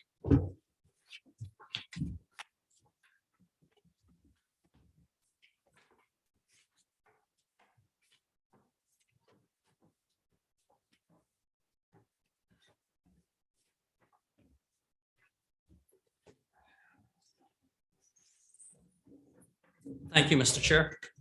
I'm here with Chair of the Historic Preservation Commission, Jonathan Sheckman. I'm from Quechee, and we're here because this is the annual Vermont Certified Local Government Grant Program. We're soliciting support from the select board to help us match and leverage a grant. So Hartford is one of 17 CLGs in Vermont. It's funded through the Federal National Park Service Historic Preservation Fund, which requires compliance with federal rules and regulations. Hartford has greatly benefited from the CLG program. And since becoming a CLG in 1993, Hartford has used local dollars and in-kind time to leverage $188,487 in CLG funding. The CLG grants have allowed the Hartford Historic Preservation Commission to take on many projects. That includes 9 national historic district nominations, 2 historic district updates, historic district brochures, TAF's flat intensive level survey, 2 historic sites and structures surveys, a barn census, and something that Ken would appreciate that Dennis assisted us with is the cemetery research and oral history, which mapped the various cemeteries, private and public, known and unknown. We also had 4 other oral history projects. And we have a demolition delay standards for historic buildings. Hartford has do you want me to go on to that or? I can. Sure, thank you. So Hartford has a rich history of performing arts. The Historic Preservation Commission is seeking ways to document that history. So there's a lack of information. So the purpose of the grant is to hire a consultant to conduct research on performing arts history and its connection to historic buildings, some that exist today and some that no longer exist. And develop a written report, conduct oral history interviews with residents who have experienced attending performing arts in years past. We plan on holding 2 community meetings to solicit community input and share the findings from the research and the interviews. The total cost of the project will be $18,308. The cost to hire a consultant would be $13,000. The CLG grant program requires a minimum 40% local match, and that can be comprised of cash, staff, in-kind time, as well as Historic Preservation Commission volunteer time. The value of in-kind staff time is estimated at $3,500, and the donated time of the Historic Preservation Commission members would be $1,500. And we also propose spending $300 on advertisements. The CLG grant would be $9,121. We're proposing to do a local match of $9,187, so slightly over 50%. To provide a larger match gives us a little bit more scoring to become more competitive in the grant application. So the total budget would be $18,308. The funds are available in the current fiscal year budget. And this is the same project that we came before you to get your approval a year ago, and we were not funded. We feel that we can provide a lot more detailed information and have a competitive, more competitive grant application this time around. Questions? So do I understand correctly, Matt, that it was applied for, but didn't receive it, correct? That's correct. That was last year. It was the most competitive grant round of the CLG grant program since it was established. And is that the first time you'd been denied the grant? And that was the first time we've been denied the grant. Thank you. Can I just add to that? So just so you know, I think I got this right, there's a certain pool of money. Not everybody gets it, so some get denied, some get approved, and that time we didn't, but that's part of why they gave the money away, but we didn't qualify for it that time. Just one quick question from previous grants to make sure that the staff that's involved with donating their time is aware that they're going to be responsible for that or not. So this is not going to show up on someone's plate unannounced. No, okay. I mean, we factor that in.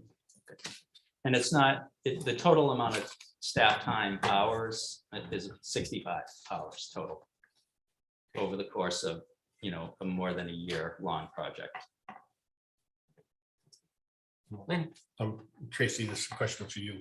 Where would this come out of the budget at? What department or what? So I guess I can answer that. There's $2,200 under the current line item 10,625,316. That's the annual appropriation to the Historic Preservation Commission for the grant project. And there was $1,560 that were encumbered from the last fiscal year. And $300 that would be used in the advertising budget of the Historic Preservation Commission. So the total cash amount of $4,179 is within the Historic Preservation Commission's budget. Okay, thank you. Comment, and then I'd like to move this if nobody else has questions. So along with what was just asked, so we're competing with, is it 17 other towns that are 16 CLG? others, there are a total of 17. Okay, so they're all trying to get this money too, and we just didn't get that. So with that, I'd like to move that we approve the submission of a grant application for the 2022 Certified Local Government Program and authorize the town manager to sign all documents related to the grant application and project implementation. Second that. Any further discussion or comments? None will call the question. All in favor, say aye. Aye. Hi. Thank you, Ally. So it's unanimous. Great, thank you. All right, so thank you guys. Thank you for presenting. Thanks for the information, the updates on that. So it's 8 o'clock, so we'll take a short break. Let's shoot for being back at 5 after. We'll go as long as 10 after if we need to. Thank you.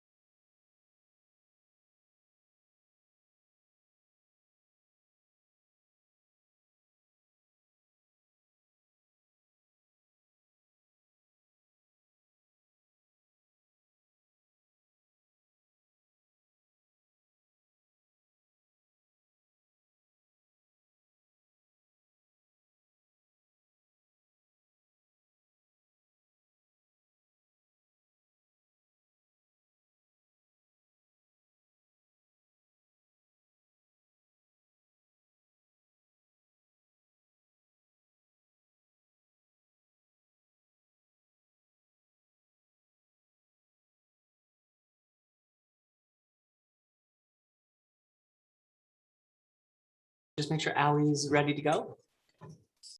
I'm here. Thanks, Ally. And Hannah, so when you're ready, thanks for joining us. All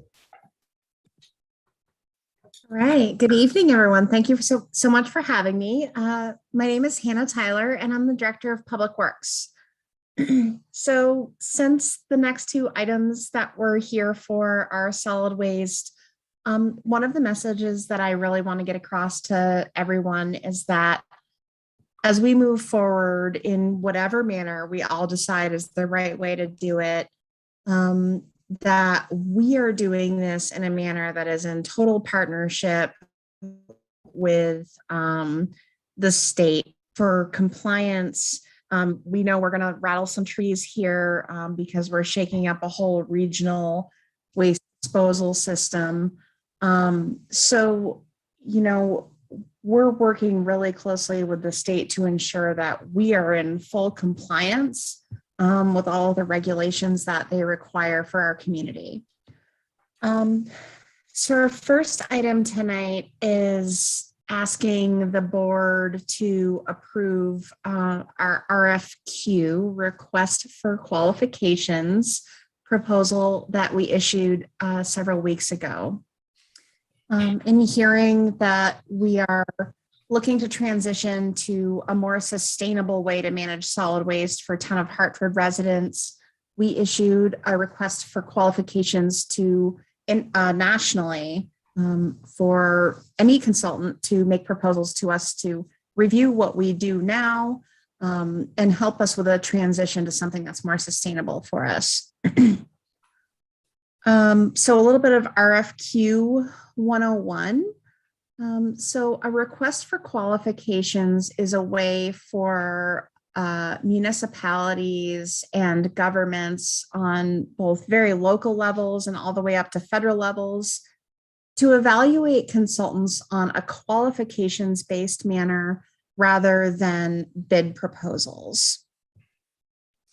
So in an instance such as this, where we're taking something that's a really big bite and we want to be able to work with the consultant that we feel is the most qualified, we ask for them to provide us with, you know, kind of a pretty thick proposal of, you know, past projects they've worked on, local experience.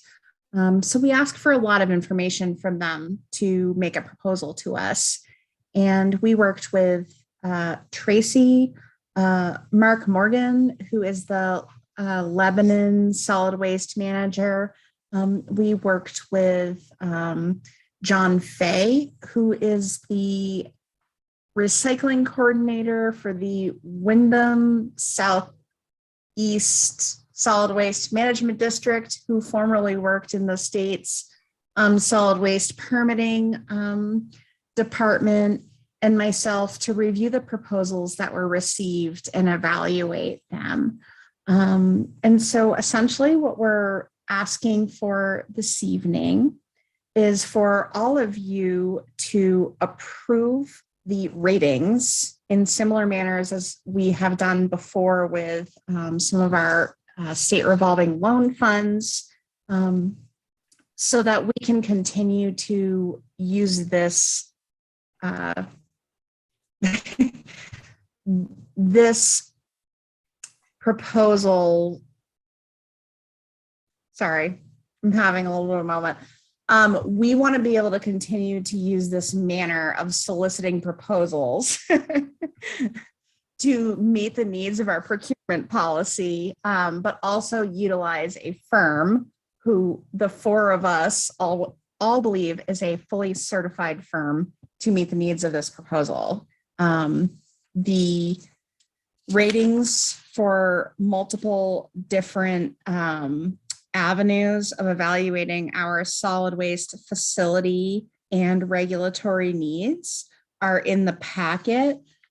Sanborn Head, who does have a local office to Vermont, really shined above everybody, but there were several very qualified proposals.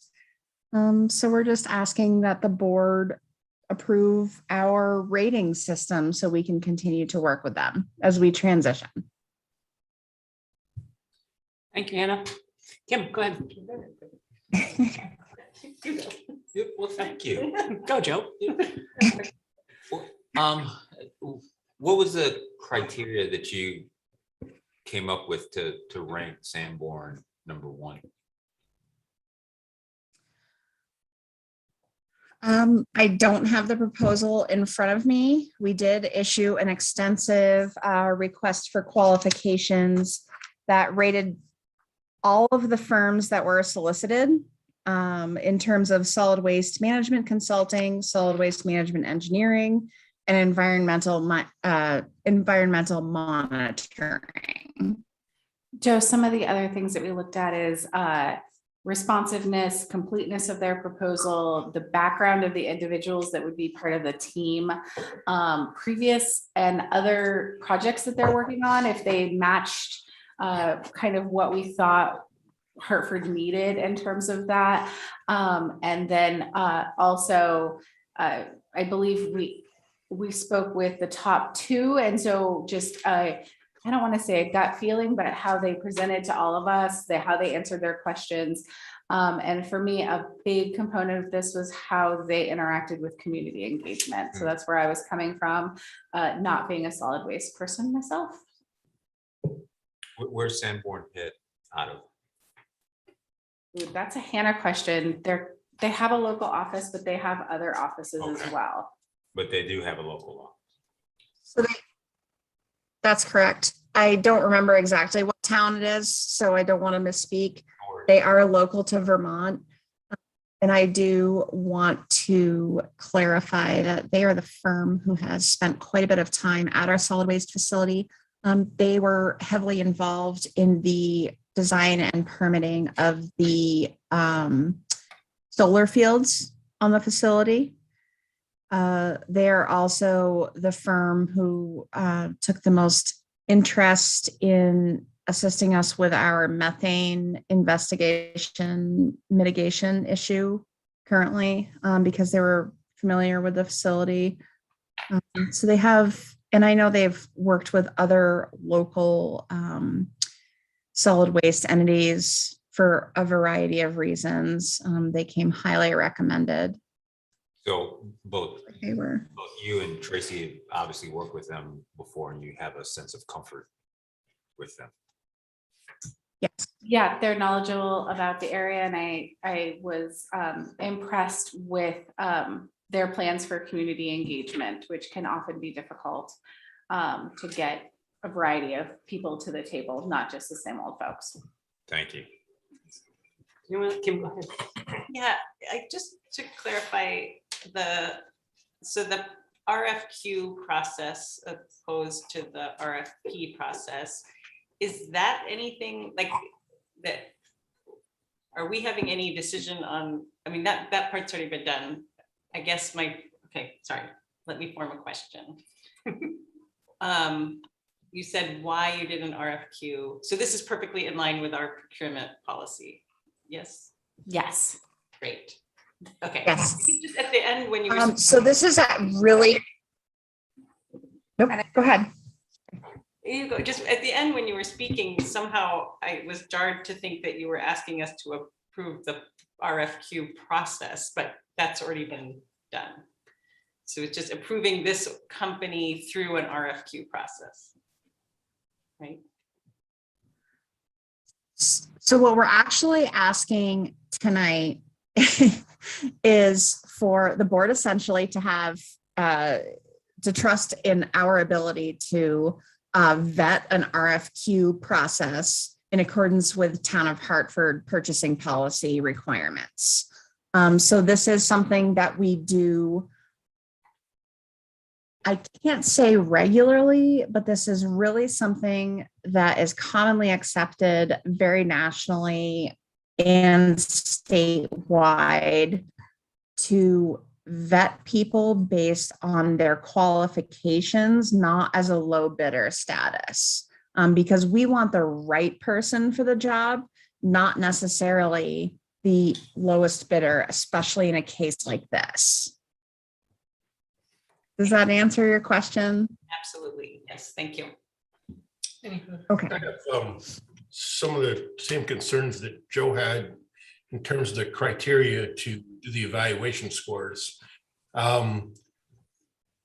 It's very easy to skew data to lead in the direction that you want. And I'm not saying that's done here, but we don't have anything presented to us as far as what the data was that you used to come up with these scores. And that bothers me because this data that you've come up with, you stated that the community engagement, well, what sort of community engagement is this done? I'd like to know what that is. I'd like to know what the actual plan is for these folks that going ahead. I mean, you had to base these scores off of something, and I'd like to know what that was you based these scores off of. And I feel more comfortable giving the go-ahead for this evaluation process if I had that information. This is just, you're just giving me numbers without the data go behind that. And I'm not a big fan of that. So I'm gonna not support this without the data to back that up. So I understand that it can be uncomfortable for some people to approve of this type of I don't want to call it a bidding situation because that's not exactly what it is. So what ultimately happens is that we issue a very clear request for qualifications. And Chris Halsworth, as our project manager, then issues all of the selected participants in the review committee a worksheet to work through how we evaluate their proposals. Ultimately, it is based on opinion, and we rely on people who are experts in the field and also varied opinions to review those proposals. So that's why, you know, we did rely on Mark Morgan as the solid waste manager in the city of Lebanon. We relied on John Fay, who works for the Wyndham Solid Waste District, who also has a ton of experience as a permitting official for the state of Vermont, myself, and Tracy, to provide scores essentially. And that really is the way that requests for qualifications proposals are scored, you know, at both the local and regional and national level. So we do understand that it could be a little bit, you know, it is based on opinion and it's hard to pinpoint an exact data point, but it is the way that, you know, these are typically evaluated. Just a follow-up for that. I mean, if you sent these things out to these companies, I'd like to see that given to us. That's the problem I'm having with this, is because I don't see anything that tells me what the evaluation was. And I don't want to hear that we have to trust our experts again, because we heard that all the time. And I still want to see, from given to this board, what the criteria was that we came up with these evaluation scores. I don't think that's too much to ask to present that data to us. I'm still not supportive of this. Tracy, were you gonna add to- sorry. I just want to make sure I need to look at the procurement policy. There are lines of demarcation in the sand, and to make sure that we do get you guys the appropriate information, but we don't necessarily step over the line on your role and other people's roles in the procurement policy. So that is something, if you all move forward, that I definitely want to double check and make sure that we are not moving into some gray area in terms of competitive contracting at the town. Thank you. Thanks. Dennis, go ahead. Thank you again, Mr. Chair. So I find this report interesting in several ways. And I mean, as you're working on this, you had to start somewhere. So I think that asking these questions, whatever they were and whatnot, and evaluating this gives a good starting point. I mean, but in the end, this report, the scores are pretty close. There's, other than the first vendor that's listed, that didn't apply, I guess. I would look at this and say that's a tough decision, that there's no bad choice, because there's other than maybe a couple of scores, they're pretty close. So nobody dropped off the back of the wagon with this thing.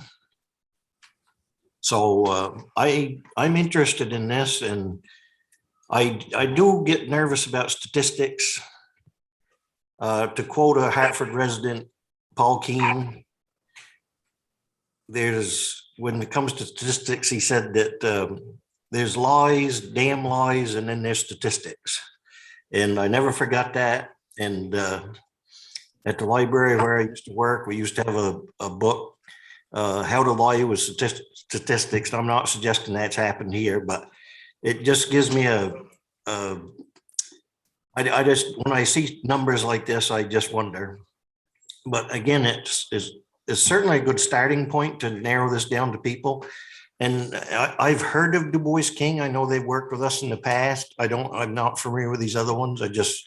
They may have, I just don't remember the names. So I think it's probably a good thing what you've done here to get the discussion started, and you've relied on several different folks to help weigh in with this thing. So I think it's good. It's not, like I said, the numbers are so close. It'd be a tough decision when you look at this. I just wonder if you look at it and say there's no bad choice here, but I mean, I know it commented that some shine more than others and so forth, but anyways, wait to hear more. Thank you. Thanks, Dennis. Hannah, go ahead when you're ready. Oh, sorry, Mike. That's all right. Oh, okay. So one of the things that I want to be really clear about is that by the board accepting what the ranking committee's reviews ultimately came out at, it doesn't necessarily mean that we're awarding one big contract to Sanborn Head. All that it means is that you understand that we have done a very standard procurement policy to receive requests for qualifications. And what this allows us to do is that when we start taking next steps, we can identify crystal clear tasks and issue that task order to at least the top 3 respondents here, and then negotiate a price with them and evaluate that. So I just want to make it very clear that we are not in any way awarding one gigantic contract to any one vendor that's listed here. It's allowing us to utilize these vendors to our best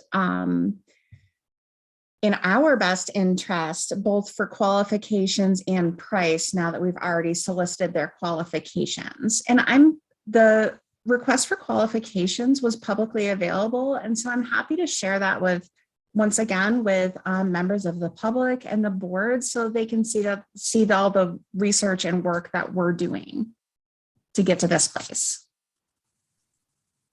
Thanks, Anna. Mike. Thanks, Mr. Chair. Thanks, Hannah. I think you just answered the question I had. So it sounds like if we have project work, we would solicit like a request for proposal from the 3 firms now that we've decided that they're qualified to do this kind of work. That's correct. Okay, gotcha. Anna, thank you. I know we have a lot of issues with the solid waste, and I'm here. I know you're working with I'm reading off your memorandum here, so I don't have this knowledge in my head.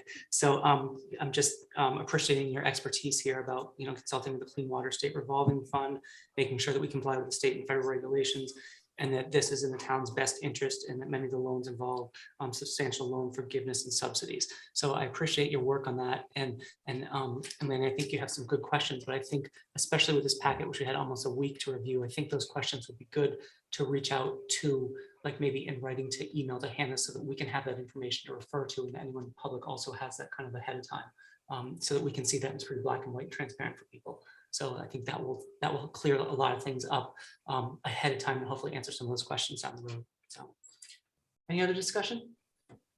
There's. Oh, There's one hand up.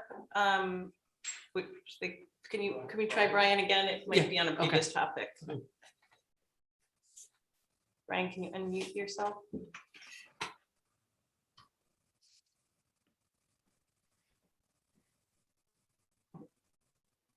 Are you there, Brian? He was. Okay, so we'll assume maybe that was a previous topic. I'm not sure. Oh, all right. Okay. Brian, if at any. Are you there, Brian? Brian? You might just be hearing feedback because Anna's unmuted. Oh, okay. all right. Okay, well, thank you for trying. Okay, so any other discussion? Hearing none, we'll entertain a motion. Kim, go ahead. Mr. Chair, I move that the select board accept the RFQ evaluation ratings for solid waste consulting, engineering, and environmental monitoring services, which determined Sanborn had to be the most qualified firm. Is there a second? Second. Mike, any other questions or comments? Ben, go ahead. I'm gonna vote no on this for the reasons that I've given, just to let everybody know and the public know that I just like more information on the evaluation process. Okay, so all in favor, raise your hand, please, or so we can do this sort of by roll call. So in favor is Kim, Mike, Joe, Dennis, and Ally, what's your vote on this one? We've got her hand raised. Oh, hand raised, because Ally's in favor. Any opposed? So Lanny opposed, and I'm in favor as well. So 1 opposed and 6 in favor. Thank you. Thanks, Hannah. Okay, next up is construction and demolition debris removal contract. So Hannah. All right, hi, I'm back.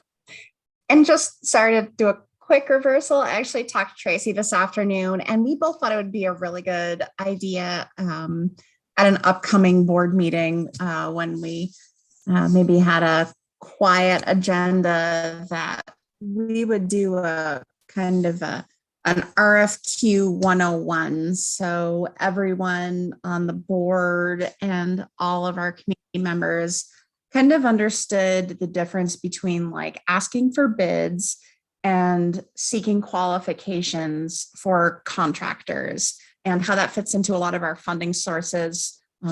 Just like the Clean Water Revolving Fund that's issued by the state, they require that we do a request for qualifications. So I think it'd be really helpful for everybody to understand how we get there, what information we ask for, how we choose people to be on the selection committee, and at the end of the day, what information is appropriate to share. So I kind of look forward to having an opportunity to discuss that with everyone. So sorry if that wasn't quite germane, but I just wanted an opportunity to say that. So again, I'm just going to echo that our message tonight is a partnership with the state, which is our regulatory agency, to make sure that we're meeting all of our check boxes for solid waste disposal, and also working with our community to understand what things work well for us and what things don't. So one of the things that's come out of our recent conversations with the state is that we had 2 years to dispose of some of the, or all of the construction and demolition debris waste that we had accrued from the time we stopped accruing it. So we had previous conversations with them that were based on closure and other items, and there were some miscommunications, but here we are, and we knew that this is something that we had to address. So recently we've done a request for bids, to be clear, or proposals, not qualifications, so that we may process and get rid of all of the construction and demolition waste that had been accrued on site for many, many years. And we received 2 bids. One was from Hammond Grinding and Recycling of Canaan, New Hampshire, and one was from United Construction Corporation of Newport, New Hampshire. We processed their bids on a per day basis and per ton basis. And ultimately, when we evaluated all of the information that everybody provided us, we did arrive at the decision that United was the low bidder and providing us the best cost proposal. So I'm here tonight asking for authority with essentially a not to exceed $77,800 bid to address the construction and demolition debris pile that's at the solid waste facility. Thanks, Hannah. Questions? Dennis and then a little bit. Thank you, Mr. Chair. Yes, I was thinking that when we were taking C&D to Lebanon, or I know it was a vendor that was helping us with that. I thought that our C&D waste had some value to it when it went to Lebanon because they covered the landfill with it or something. Would any of that, if I'm right, would any of that apply to what's happening here with when this all goes to Lebanon? Yep. So there was a series of changes in a very short period of time. For quite a while, the material was received by Lebanon for $0 as cover material. And while they were evaluating and making changes to their fee structure, those fees increased. So it went from, in the matter of the time that I've been here, 4 years, it went from $0 per ton to now $12 per ton. And they are using it as cover material still when they receive it. Okay, thank you. Times have changed. Another question? But we've decided to stop taking C&D now in the last 2 years. And what puzzles me a little bit about this is that we were able to do that without infringing on the state, because I know at our last visit, the state mandates that we take certain things, but they didn't apparently with C&D waste. So is it possible that, well, maybe you don't know this. I just was wondering if we get rid of all this, clean it up as though we were going to at least semi-close that facility. If the state's going to come by and say, hey, you can't do that, you've got to take that. You can't do that. You can't stop this. So I didn't know if you had any thoughts on that. So at this time, we are not required to take construction and demolition debris by the state of Vermont. One of the things that's a really big challenge for us is, once again, the City of Lebanon is able to take that in their manner of solid waste management. That's significantly less expensive than we're able to manage it. If right now they accept unground, so just solid, virgin construction demolition debris, it's over $150 per ton. So our residents, because we have an agreement for them to use the Lebanon solid waste facility, can bring their waste, their construction and demolition debris waste, to the City of Lebanon for a significantly less amount of money.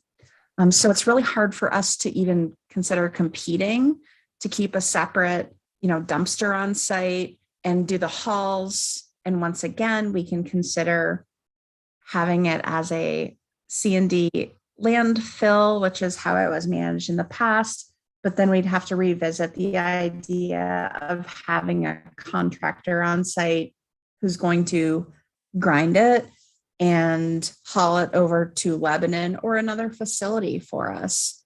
And then to add some complications, both the state of Vermont and the solid waste facilities that receive the construction and demolition debris have very stringent requirements about the chip size to which it is ground, the amount of gypsum content which is in it, which is the we refer to as sheetrock.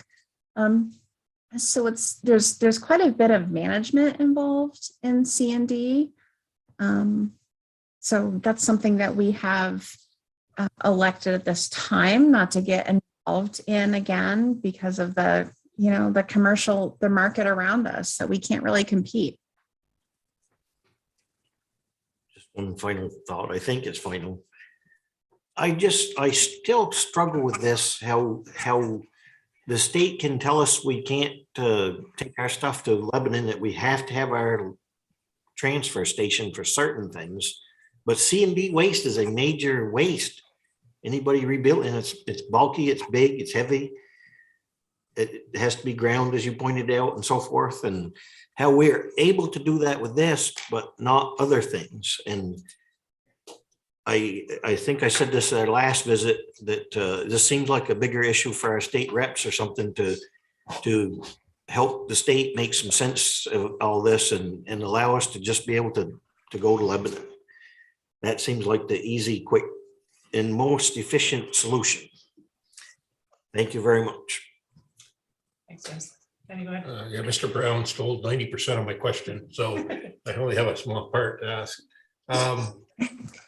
After this is all done, we still have yard waste and tree waste that's in the recycling center, correct?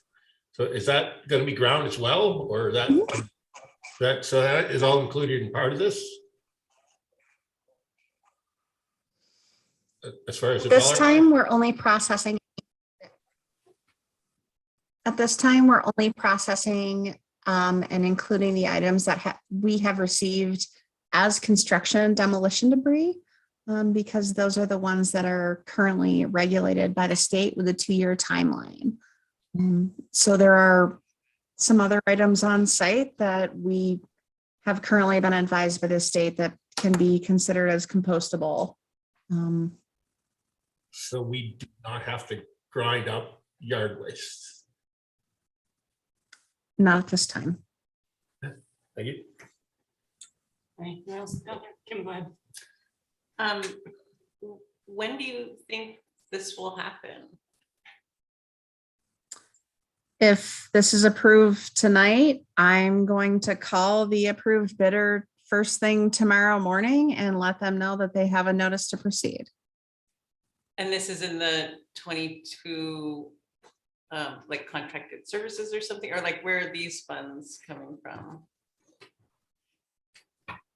So this will be executed in the current fiscal year budget.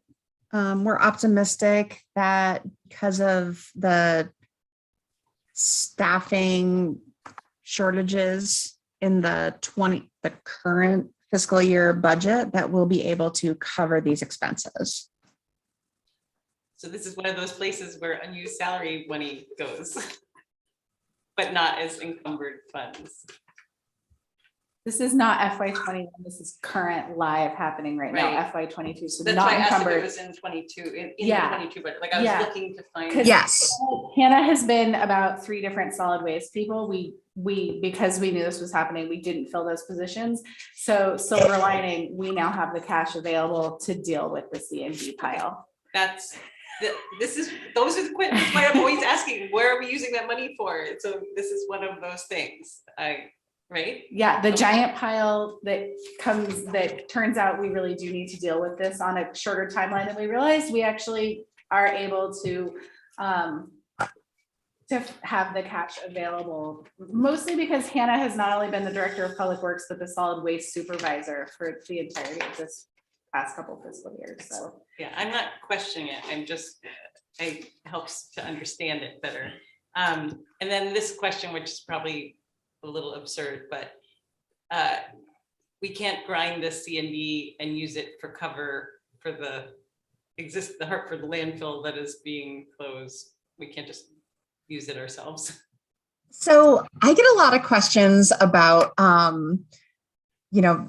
us being a landfill. And I think it'd be helpful tonight if I explained that our current operations are that we are a transfer station. And so the difference between a transfer station and a landfill is that in a landfill, the Lebanon Solid Waste Facility is a really good example of an active landfill. They have all kinds of technology in place and infrastructure to address active landfilling procedures. They're literally taking waste, they are putting it in a pile, and they are capping it and letting it do its thing for the next 700 years.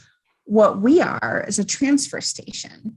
We are, excuse the term, but we are a middleman. So we take all the waste from 11 towns and commercial enterprises, and we collect it and we distribute it to other entities. So whether it's recycling organizations, the Lebanon Solid Waste Facility, whether it's Casella. So we are literally just acting as a collection station and parsing it out to all the appropriate places. So we don't really have a need for like landfill capping material because we're not a landfill anymore. We used to be, we have a current closed landfill. That's actually why if you look through some of our enterprise funds and the audit reports, that you'll see that we have a closed landfill fund. What that money goes towards is all the appropriate environmental testing, water testing, and any infrastructure needs that we have to meet our state regulatory needs to keep that landfill closed and compliant. So that's kind of like a little bit of a separate not separate, but that's a different operation. We are simply a transfer station. Thank you. And I think I did understand that, but just because during your budget presentation, we did discuss landfill closure. And so somehow in my mind, and I knew it was probably a silly question, but that, is there this closed landfill that we have that we could just put it on top of? But I'm pretty sure somebody would have thought of that. So I thank you. I apologize for wasting the time on that question. And I understand, I definitely understand the difference between our transfer station and what a standard landfill concept is, but thank you for that as well. Joe, go ahead. I'm glad you asked because I do get asked a lot. So I'm glad you asked. Mr. Chair, I'd like to move that we award a contract to United Construction Corporation to process and remove the construction and demolition debris at the solid waste transfer facility up to the amount of $77,800. Mr. Chair, I'd like to second that. Thank you. Any further questions or discussions, comments? No hands up. Okay. Hearing none, call the question. All in favor, say aye. Aye. Aye. Aye. Aye. So it's unanimous. Thank you. Okay. Thank you. Thank you, Anna. Thanks for joining us. Thanks for the info as always. Up next is tree warden, town manager information. All right, so this is one of those things where I'm just providing some information to y'all. The tree warden is your ball's game. I don't know how to say that. I'm sorry, Joe. Your dance card. Okay. So you in front of you in your packet, you had a couple of things. You have the current job description and the statutes that they have to fall. Some of the things the tree board has asked you all to consider is whether you feel that the current job description still works. You can also request that I appropriate the funding within the current fiscal year to increase the annual budget from 5 to 10,000. And you can also request that I appropriate the funding in the current fiscal year to increase the tree warden's honorarium to $2,500. Currently, I think it's something like $500. So those are the three things that the tree board has been asking of all of you. And so we're here to talk about the tree warden. I'll answer whatever questions I can. I'm going to admit that we're all kind of in this together when it comes to tree wardens. Questions or comments? Manny, I guess my question would be is, have we got a volunteer out there that wants to step up and? I have no idea. I know that the tree warden prior to the tree warden that resigned had been around for quite some time, had chosen to retire. Like many things, it's a very physical job. And the tree warden who just recently resigned, it's a big job. And the state, I'm sure none of you are going to be surprised, continues to put more on the plate of the tree warden without providing more infrastructure for that position. And so I think that this person just didn't have time with their paying job and their personal life to manage all of the trees and all of the work that's coming down. In terms of if there are people lined up knocking on our door saying, please appoint me to be the tree warden, I don't think so. So is there, I don't even know the answer to this question, maybe you know, but maybe someone on the board would. I mean, do we have arborists in the town or a tree trimming company in the town? We might be able to reach out to them. I don't know the answer. I think Hannah wants to be the tree warden. yeah, Well, Hannah's gonna sign up. She's gonna plant trees at the solid waste facility. No. Hannah, you have to be a resident to be the tree warden, so you have to give up the farm. You can move. So I think it'd be helpful if I provided a little extra information on this. So the tree warden is somebody that we rely on. And I know that myself as the Public Works Director and the Parks and Rec Director require really heavily on their role to go out and evaluate trees to either be like a healthy tree that if there was an instance that we had to cut a tree down that was on public property, the tree warden is required to determine if that tree is hazardous and can be removed or is not hazardous, which it then moves through a public procedure, which I'm not familiar with, and I apologize, for removal. And that's really rooted, pun intended, in making sure that municipalities and governments are keeping a good eye on all of their trees.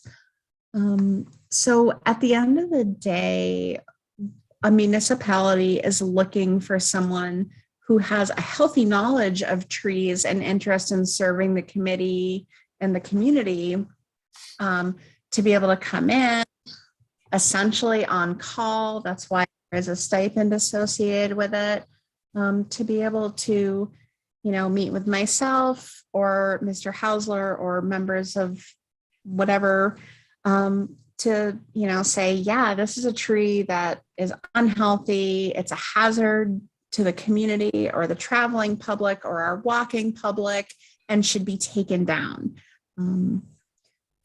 It's a tough role to fill. So, and no, I doubt that we have anybody on staff that would have that level of knowledge, and also a member of the community that could take that role on, unfortunately, because it's pretty interesting, I have to admit.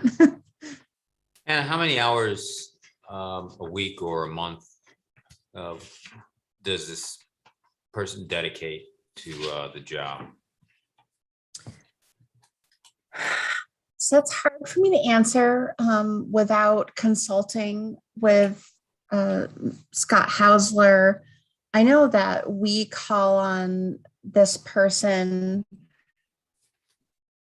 probably easily once every 2 months to come in and use their expertise to evaluate, like, whether it's one tree or a stand of trees, and understanding that, if we're notified by a member of the public that they have concerns about a tree in the right of way that they perceive as dangerous, which we may use our our colloquial knowledge to decide that, yes, it's dangerous ultimately by state of Vermont statute we're required to consult with the town's tree warden to decide if that tree needs to come down. So, you know, ultimately the town's at a liability for us to decide if, you know, for me to decide if, yes, I agree with this citizen, that tree is absolutely a danger. It needs to come down, even if it's common sense. At the end of the day, we are obligated by state statute to have a tree warden on hand to make that decision. So I would argue that it's likely that they are spending a bare minimum of 8 hours a week doing this service for the town, likely closer to double that, you know, and maybe it's good to consult with the past tree warden, Mr. Goodkeep, about how much time he spent. I know he's spent a lot of time talking to me about, you know, as Laney mentioned earlier, the emerald ash borer and the plans to address that. So it's probably much more than I know. And it's, you know, I don't want to minimize the work that they're doing. That's not fair. And I think some of this is fairly new changes that came down from the state in terms of the regulations regarding tree boards and tree wardens. And I know that our tree board did reach out to people that they knew to see if anyone was interested locally in town. And I don't think that anyone stepped up. They didn't find anybody, but that they did try that initially. And I don't know whether this document lives, and maybe someone does know if this lives in the charter or not. So if there's anything there, if this is just the state regulations, if there's anything that chart, I'm just kind of asking if this has any relevance to the charter. I don't know. All I had was and this is what Scott Hausler provided for me, so I'm going to rely on his expertise on this, is that these are the statutes that govern tree wardens. Gotcha. So we don't have to necessarily worry about the charter and changing it that way, which is really my question. So, good. Okay. So yeah. So I got to ask the elephant in the room question here. If we cannot find somebody to fill this position, we have to hire somebody from we have to hire an arborist, or I mean, if we can't find a volunteer, what do we? I think we have to have one, and we have to have one, yes. But the other weird thing is they have to be a resident, correct? So Hannah, go ahead, help us out here again. So just want to be clear, in no way is this legal advice.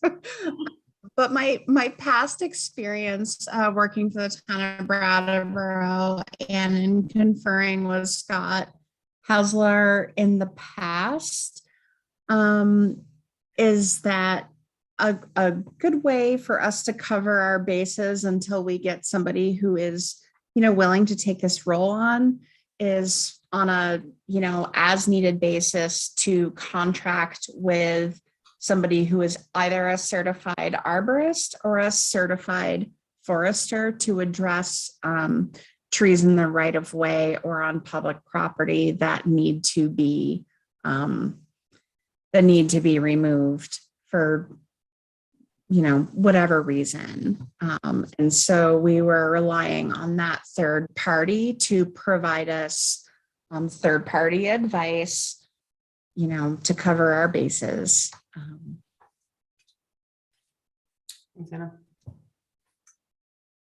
Other questions or comments? Yeah, I mean, I think although that was not legal advice, I think it was excellent advice, so that if there is an opportunity to research potential contractor as well. I mean, it does, especially with the incoming of the emerald ash borer, and I feel like there was another invasive species coming this way as well. I mean, spotted fly or something yeah, like that. yes. I mean, this is a big responsibility, and it will be amazing if we find someone to do it on a stipend. I mean, I wouldn't hesitate to recommend bumping the stipend up to $5,000 instead of $2,500 if the board were amenable to that. I mean, at the very least, you know, it's a little bit something that seems a little more, like it's still volunteering really with a stipend, but anyway, it is going to be a challenge, I think. Thanks, Kim. Mike, go ahead. Just one, I don't know if anyone knows, just something to point out, like whether if we don't actually fill this position, we have to do something because, I mean, it looks like the statute says we have to appoint, I mean, maybe we do, an inspector of lumber, shingles and wood, a weigher of coal, a pound keeper. And so if we don't have those, you know, and it's required by statute, I mean, I don't think if we don't have a tree warden, we're gonna necessarily be violating anything. And I'm all in favor of getting a tree warden. I'm just saying, I don't think we have to go get a contractor necessarily for it. I mean, we're required to have these other offices, and I don't know that we still do. Maybe we do. I think, I don't know who said it, but it does state that Title 24 states that the select board shall appoint a tree warden from among the legally qualified voters of the town. So yeah, it does have to be a town resident. So I mean, if we get a contractor, we're still not abiding by state statutes. And I don't know the answer to this one. I really don't, folks, but I would suggest maybe you're the liaison for the tree board, maybe reach out to them and is anybody there qualified to do that or? Yeah, there's not. They've reached out to us, they help us find somebody. So we're throwing the ball back and forth. Or does the previous tree warden have any recommendations on who he might like to see in that role? I mean, I tap his expertise and say, hey, you got somebody you can recommend that we can snag onto and snag onto. I think they have, pass, but yeah. I don't think they came up with anyone. I think there's research and all that stuff. Yeah, so. But good ideas. There is one hand up, but also I think my interpretation of if we contracted someone, we would not be, and it was not a Hartford voter, that we wouldn't be appointing that contractor as the tree warden. It would just be that we would still be able to have someone that could tell us, you know, if this, you know, have the knowledge to do what the tree warden would do if we had one appointed, but in the absence of one contract service to do it until we got one. But anyway, that's so, you know, and again, I guess we could consult the LCT or whatever, they might know the answer to that. Do you want to take a public comment? Yeah, go ahead. Can you bring Jeff over, Jeff Arnold? Hi. According to Title 24, it says the select board shall appoint a tree warden who need not be a resident of the municipality. So that settles that question. Doesn't have to be a resident. Can you hear me? Yes. Yeah. What you got to do is create the parameters for the tree warden. I mean, as far as honorarium go and term and so forth. And that way we can go, the tree board can go out and start looking for people who would be interested in and have the qualifications to do the job. But first you got to set the honorarium and set the budget. I mean, the bigger the $10,000 to replace trees, like for example, on the Queechy Green, it's not always hazardous trees that are the problem. On the Queechy Green, we have 10 trees on the green there, and most of them are sick and dying. And it would be the tree warden who would kind of decide what to replace them with. And that's a big eyesore right in front of the post office there, right where the balloon festival takes place. So if you can decide tonight on what the budget, I think the budget should be higher for, you know, tree replacement is pretty expensive. You know, it costs about $700 for a 2.5 inch diameter tree.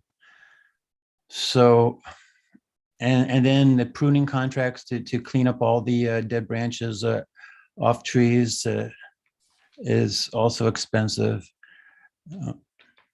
Brad spent the $5,000 just on pruning contracts.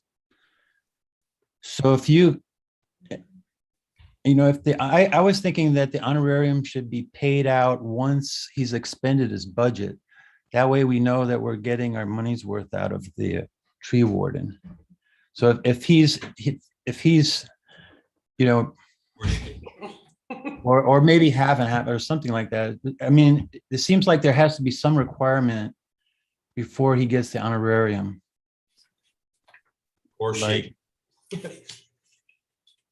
What? or she. It's the individual, Yeah. whether they're male or female or other gender. Right. Whatever.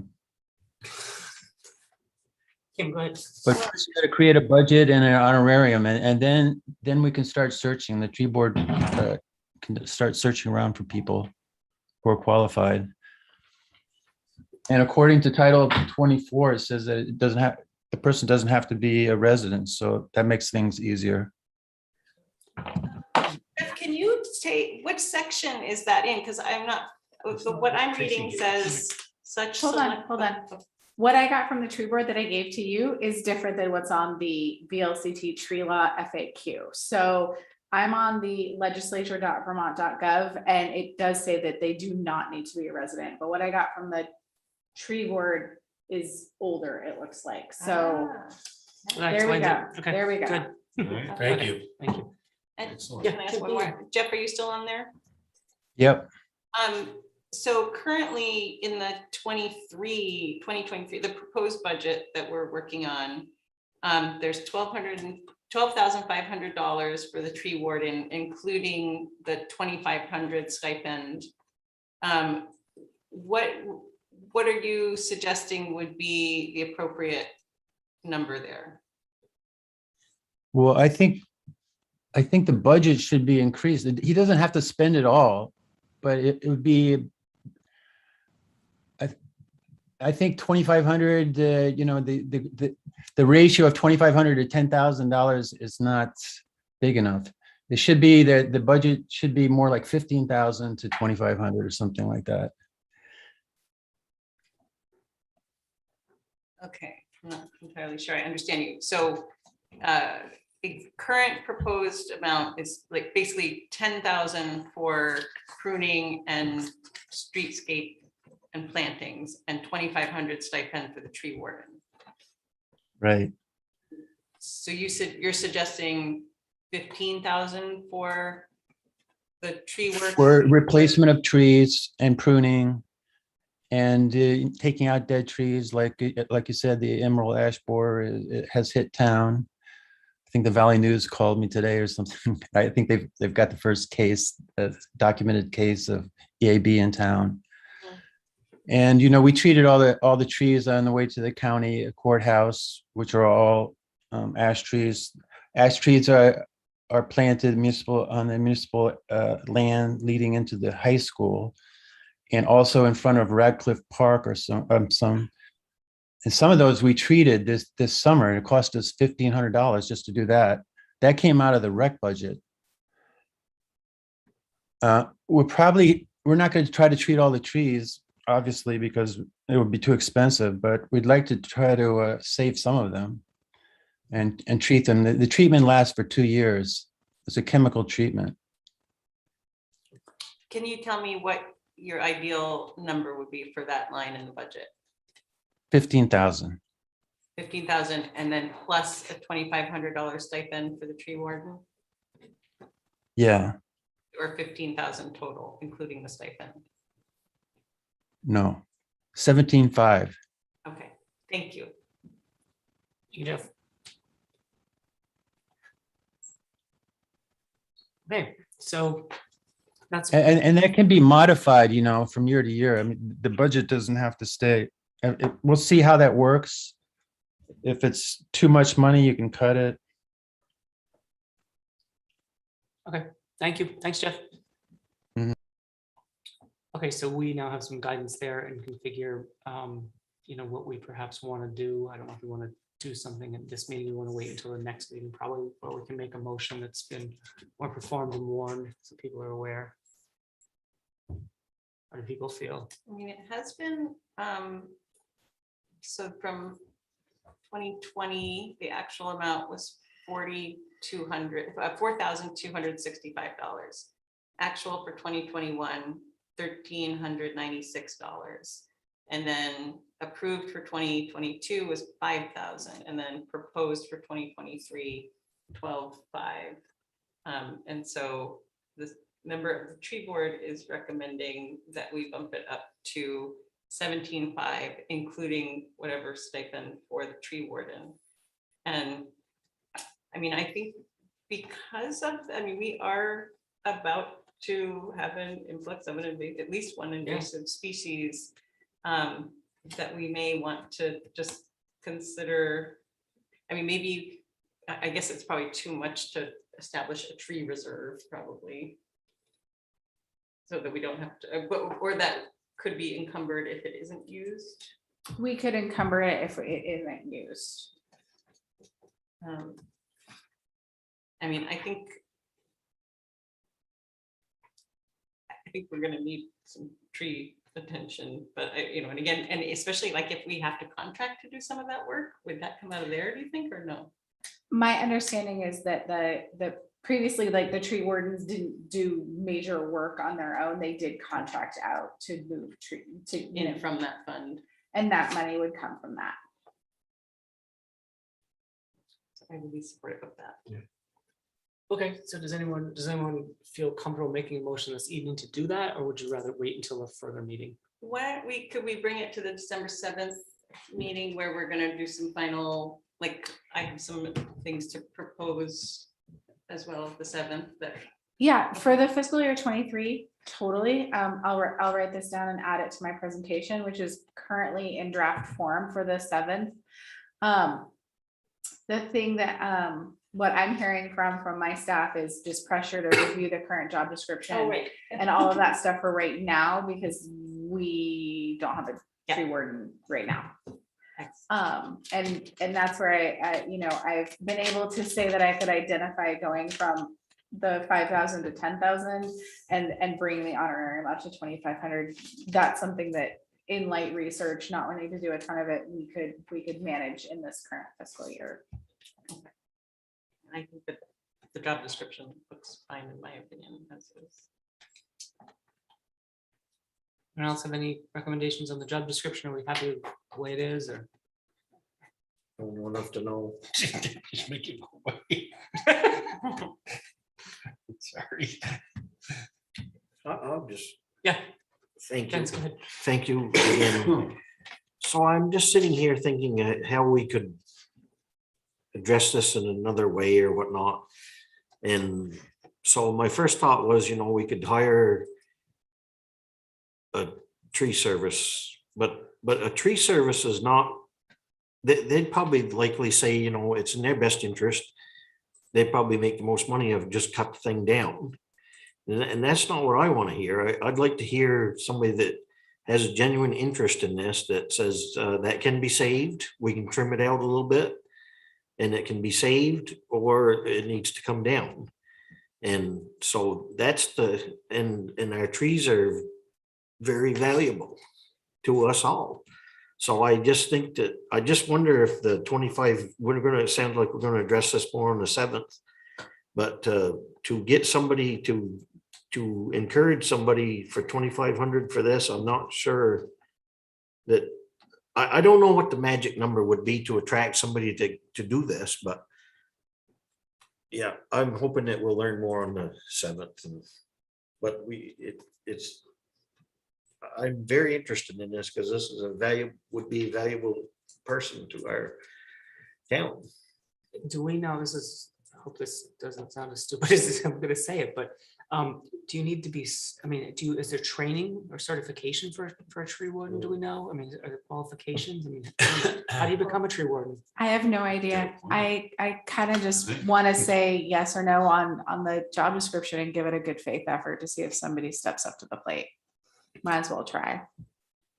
Yeah. I apologize. I don't mean to be sarcastic by saying make this problem go away, but it's just a very difficult problem, and it's just one that I don't think any of us here have the ability to solve. And maybe we could get a hold of Woodstock or another near town to see if maybe we could like tap into the services of their tree warden. Might be something worth looking into. I mean, it's just it is an issue that we got to deal with, unfortunately. If it Nobody's got the answer. And if it doesn't have to be a town resident, maybe we could have a regional tree warden that would serve like 2 or 3 towns. I love that. And maybe that's something that we talk to like the environmental, the climate people about to figure out what kind of trees we should be planting for the most oxygen and stuff. I don't know. Joe's eyes are rolling back in his head. And then there's always the horses, people talked about the horses tonight, bringing in the horses. I'm all for the horses. So, Another comment. yes, done. I had to laugh when Hannah was talking about the previous tree person was chatting with her or something. I chuckled to myself because when he gave us a presentation, I swear it went an hour and a half long or something. It was the nuts and bolts and everything you can possibly imagine. And so, yes, I'm sure he could talk.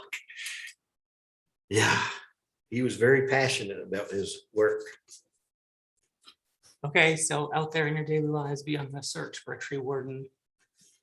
We need a motion. for- I don't I know if think we so. need a motion at this point, do we, for anything?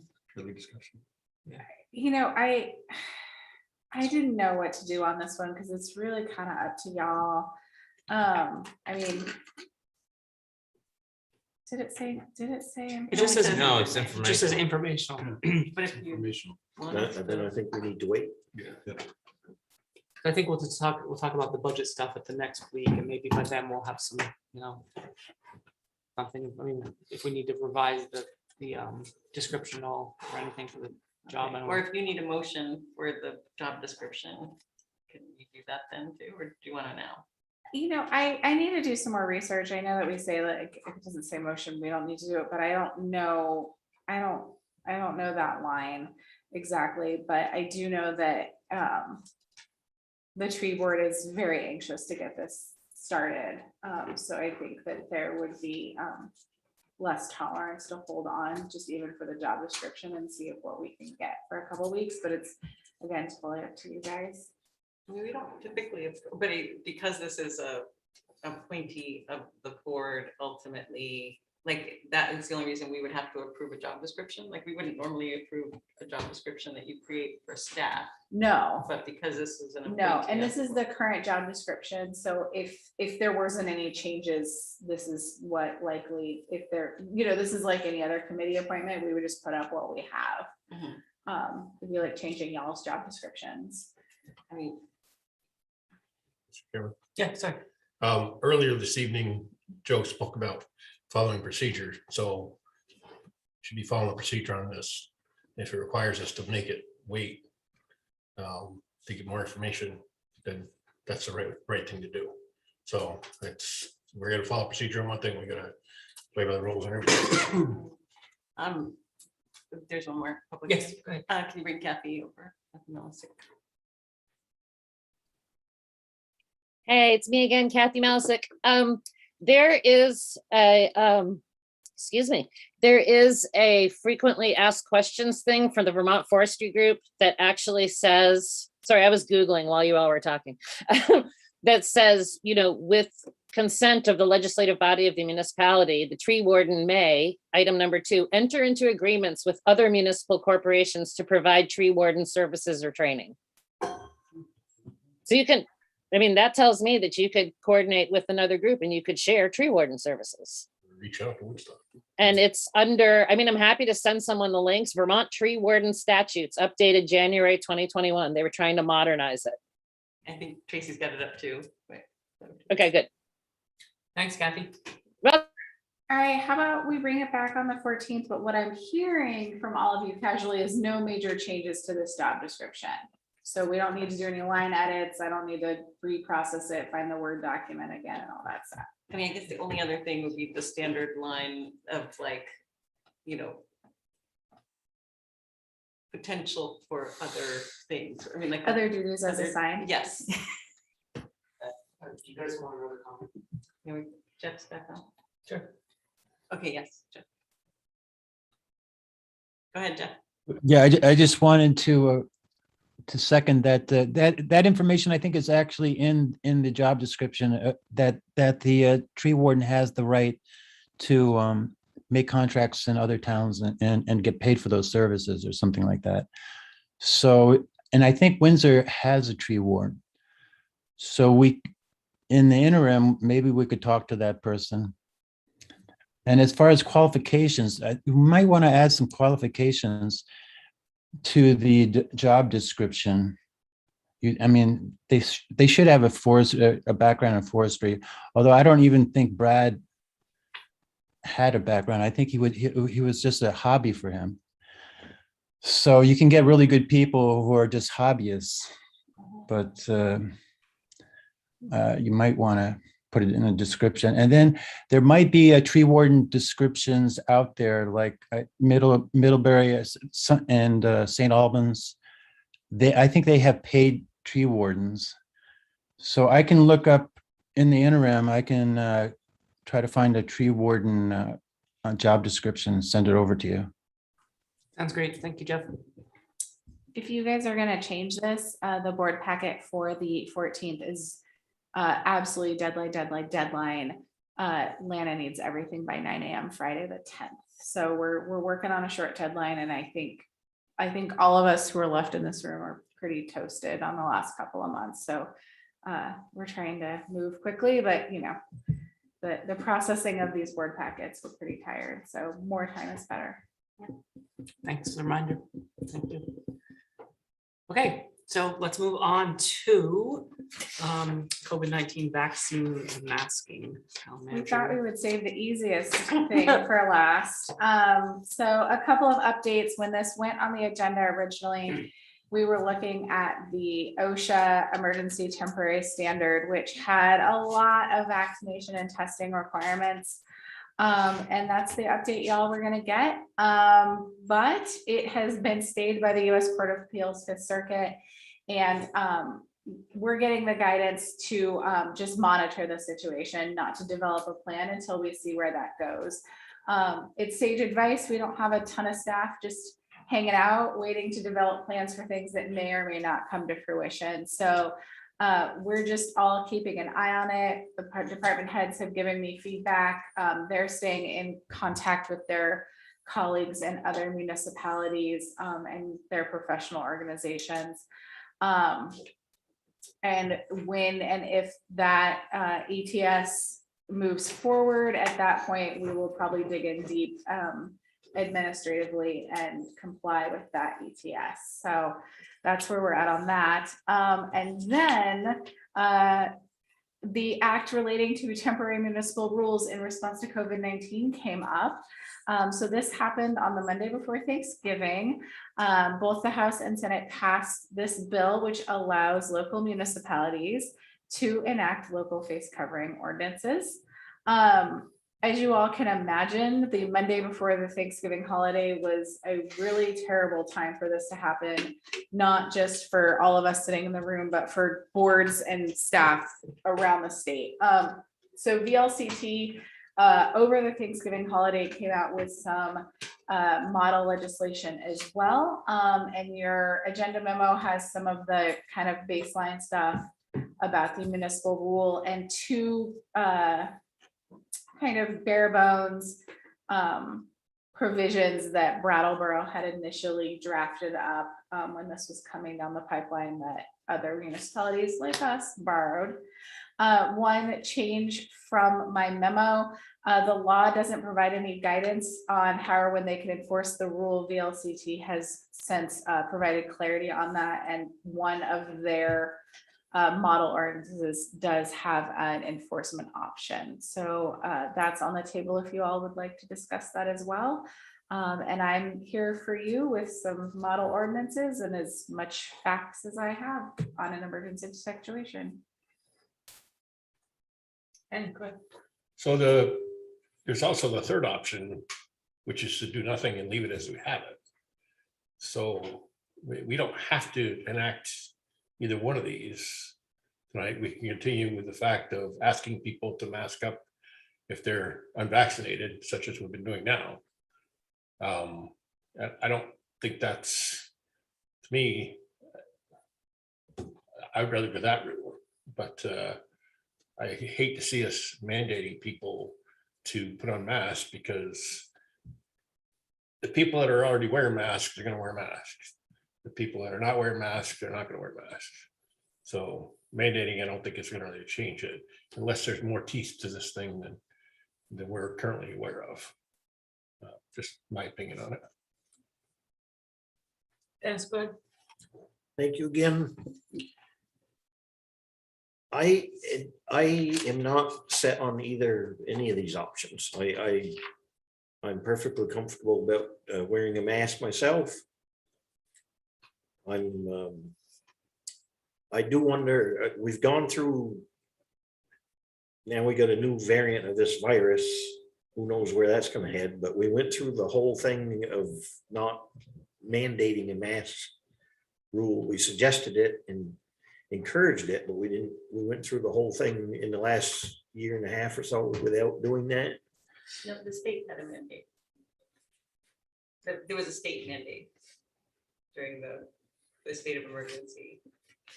Okay, well, I guess I Sorry, 'cause either the- forgot or didn't know that. The day before we were going to vote whether or not Hartford should be, sorry to interrupt, I apologize, but the day before we were going to vote whether or not Hartford should enact one, the Governor Scott did issue a state mandate from like whatever was April 1st to the end of the state of emergency. Well, thank you for that. I learned a lot from you. Same. The subject of enforcement came up, if we did have this mandate, and people went into a store or somewhere that didn't have one, who enforces or what? I know that I read through what penalties and how do you do that and whatnot. I noticed a lot of folks that wear masks pull them down to talk. And that's puzzling to me because if you pull your mask, if you're wearing one, you pull it down, it seems like game over. It's exposure. So you either got to wear it or not. And that's what I'm struggling with there. So that's just my thoughts. Says Joe, go ahead. I'm not necessarily in favor of mandates. We have entities of large gatherings within Hartford, i.e. the co-op, King Arthur, restaurants, Revolution, UVAC. Norwich. I'm sorry? King Arthur's in Norwich. Oh, I'm sorry. That's different. Yeah. The warehouse is here. That they are requiring masks. And so I just have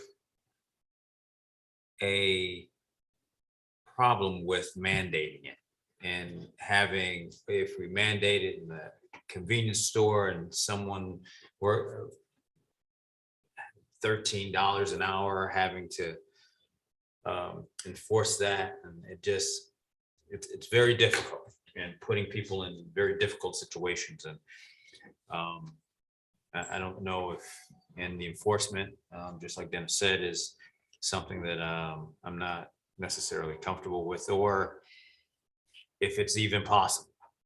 So I just was in Buffalo, in Erie County is mandating it, and in Western New York, and it is become a mess, and how people are enforcing it, and police being called, and it's just an absolute mess. So I do not want that for an already stressed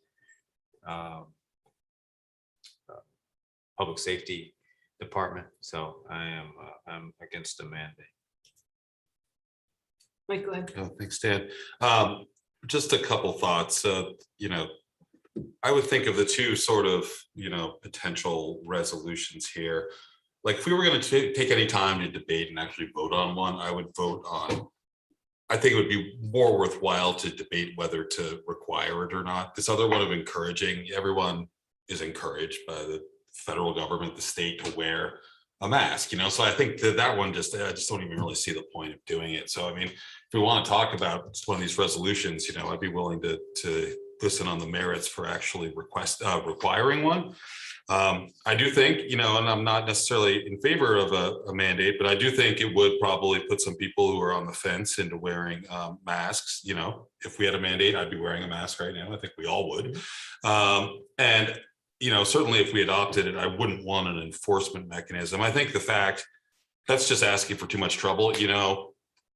These things can in some way enforce themselves. If you go into a store and everyone's wearing a mask, you're more likely to wear it. It's just what people do, you know. So I don't think you would need any outside enforcement. But you know, if we're not willing to take that step, I don't really see a great point in just passing something to encourage people to wear it. Everyone knows they're supposed to wear a mask. This has been encouraged by everyone for like 2 years, you know. So I don't even know if it's really worth the time unless we're willing to debate an actual mandate. And, you know, I don't know. I'd listen to that debate on the merits, but I don't know in the end how I'd vote on it, to be honest. Kim, anything? Oh, yeah. It's me. And I know, but I think if I were in a close conversation with someone, I would not pull my mask down, and I'm a few feet away from Mike, but I feel like there's a little social distance element as well. And I will say, as an individual person, not as a representative of the town, I don't have a strong preference, and I really, you know, I do require masks in my business. Many of the businesses in Hartford do. Clearly, there was no way to do an official poll, but I did do an informal outreach just within the business community that I work with on a regular basis. And I sent out emails to 67, I think primarily White River Junction businesses. I don't think it included any, well, there was at least one Queechee business on there, Fat Hat. And I received from that email 23 responses, 19 were in favor, 4 were opposed. Of the 19 in favor, most were very strongly in favor and stated why. The 4 opposed, 1 or 2 may have been strong. Actually, I don't know that anyone was strongly opposed. Everyone was sort of, you know, like they're tired, they're in a restaurant, they don't want to be, you know, and you know, clearly when there are exceptions for when people are eating and drinking. Also did just some individual outreach and conversation, and I don't think I got everyone, but generally speaking, there were about 7 in favor and 4 opposed in that little informal survey. But again, this is just conversations with people in the community. And I think that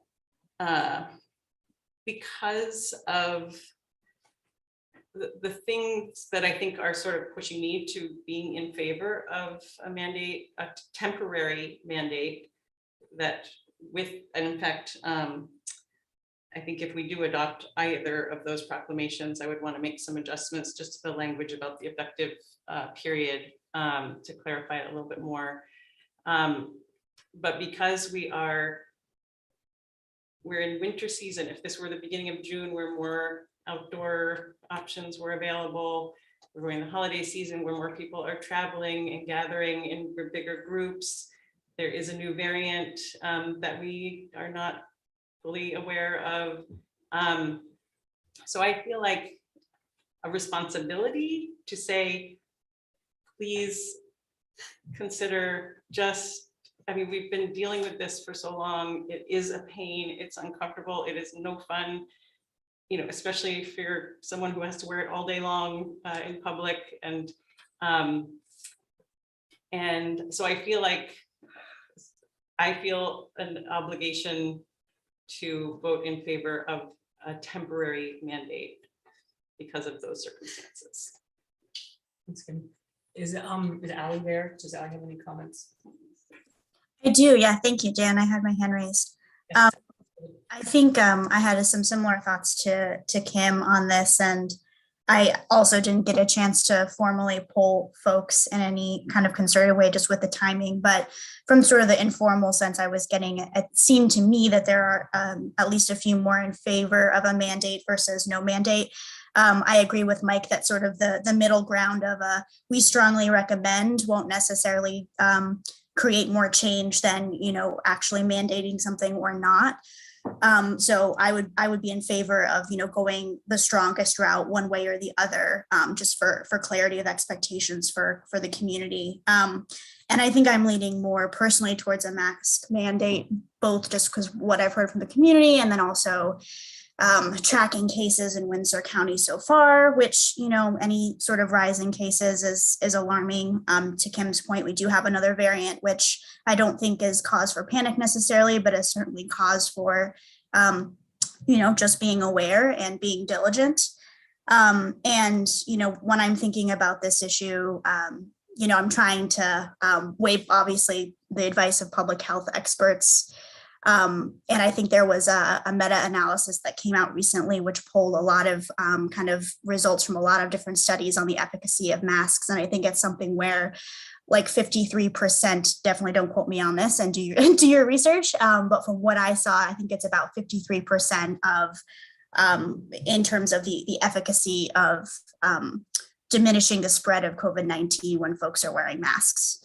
In addition to, you know, other measures as well. So I think masks are effective, and we have data to show that. And I'm also thinking about, you know, the risk analysis of harm, you know, in both situations of, you know, not wearing masks, not mandating masks, or mandating them. And you know, I think if we were to mandate them, there doesn't seem, you know, to be any harm for folks beyond a minor inconvenience to have folks wear a mask, versus if folks are not wearing a mask, that does have the potential, you know, to spread a deadly virus and to cause harm. So I know it's this virus is hard, right? Because you can't see transmission happening in real time. So it's hard to know how your actions, you know, on the ground are affecting people. But I think I would be in favor of certainly a temporary mandate. You know, this would be in effect for 45 days, and then after which point could reevaluate. And I think what we've sort of been hearing from public health experts is that we should be expecting these sorts of ebbs and flows, that there's going to be a surge, and then that might require more caution. And then if we do our due diligence, we might see cases go down and we can relax measures. And I think I know it's really, really hard and we're all so tired, but I think we have to just be willing to go with the flow and to be able to adjust accordingly. I would also, in looking at the language proposed in both versions of a resolution, I think it was Tracy, the VLCT memo that you offered, or VLCT guidance, had some language around some exceptions, which I think maybe we could work in. I know currently in the resolution language, it already says children under 2 years. And VLCT had some language around also perhaps folks who have a disability, who can't wear a mask safely, or who that's a challenge for. I would opt that we would include that language. I know that can be challenging for folks with disabilities. And otherwise, you know, folks who might have be put at risk by wearing a mask. So I would want to maybe think about some of the language of the exceptions, but I'd be in favor of a mandate. Thank you, Ally. Mike, go ahead. Thanks, Dan. Just one more thing after listening to Ally. I mean, yeah, I guess there are a couple things about this which are just sort of frustrating. You know, one is, you know, I haven't really heard one way or the other from people in town, like, you know, how they're feeling about this. So I mean, you know, that's just what that is. But the other thing is, like, you know, if I were going to vote in favor of a requirement, I'd vote for language that was not necessarily this language. I'd like to see some like changes to it. So I don't know if that's something we really want to hash out like at this hour, or if we can, you know, work and get, you know, other language on it to look at another time. I don't know. Just thoughts, you know. Right. And a couple of things, and this could have changed as this ebbs and flows, I'm not sure, but the last I heard was that school districts can have different policies from the towns as well. So that could potentially be confusing depending upon which route the school district goes or is at.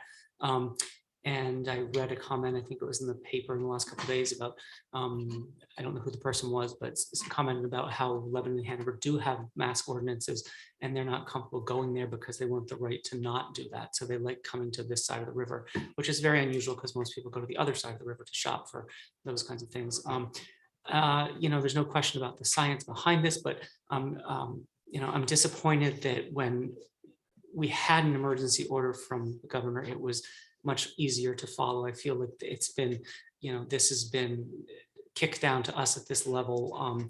And now we're all scrambling as towns and fighting within ourselves to make some people happy. I think the businesses that are in town that have a mask ordinance have put that in place.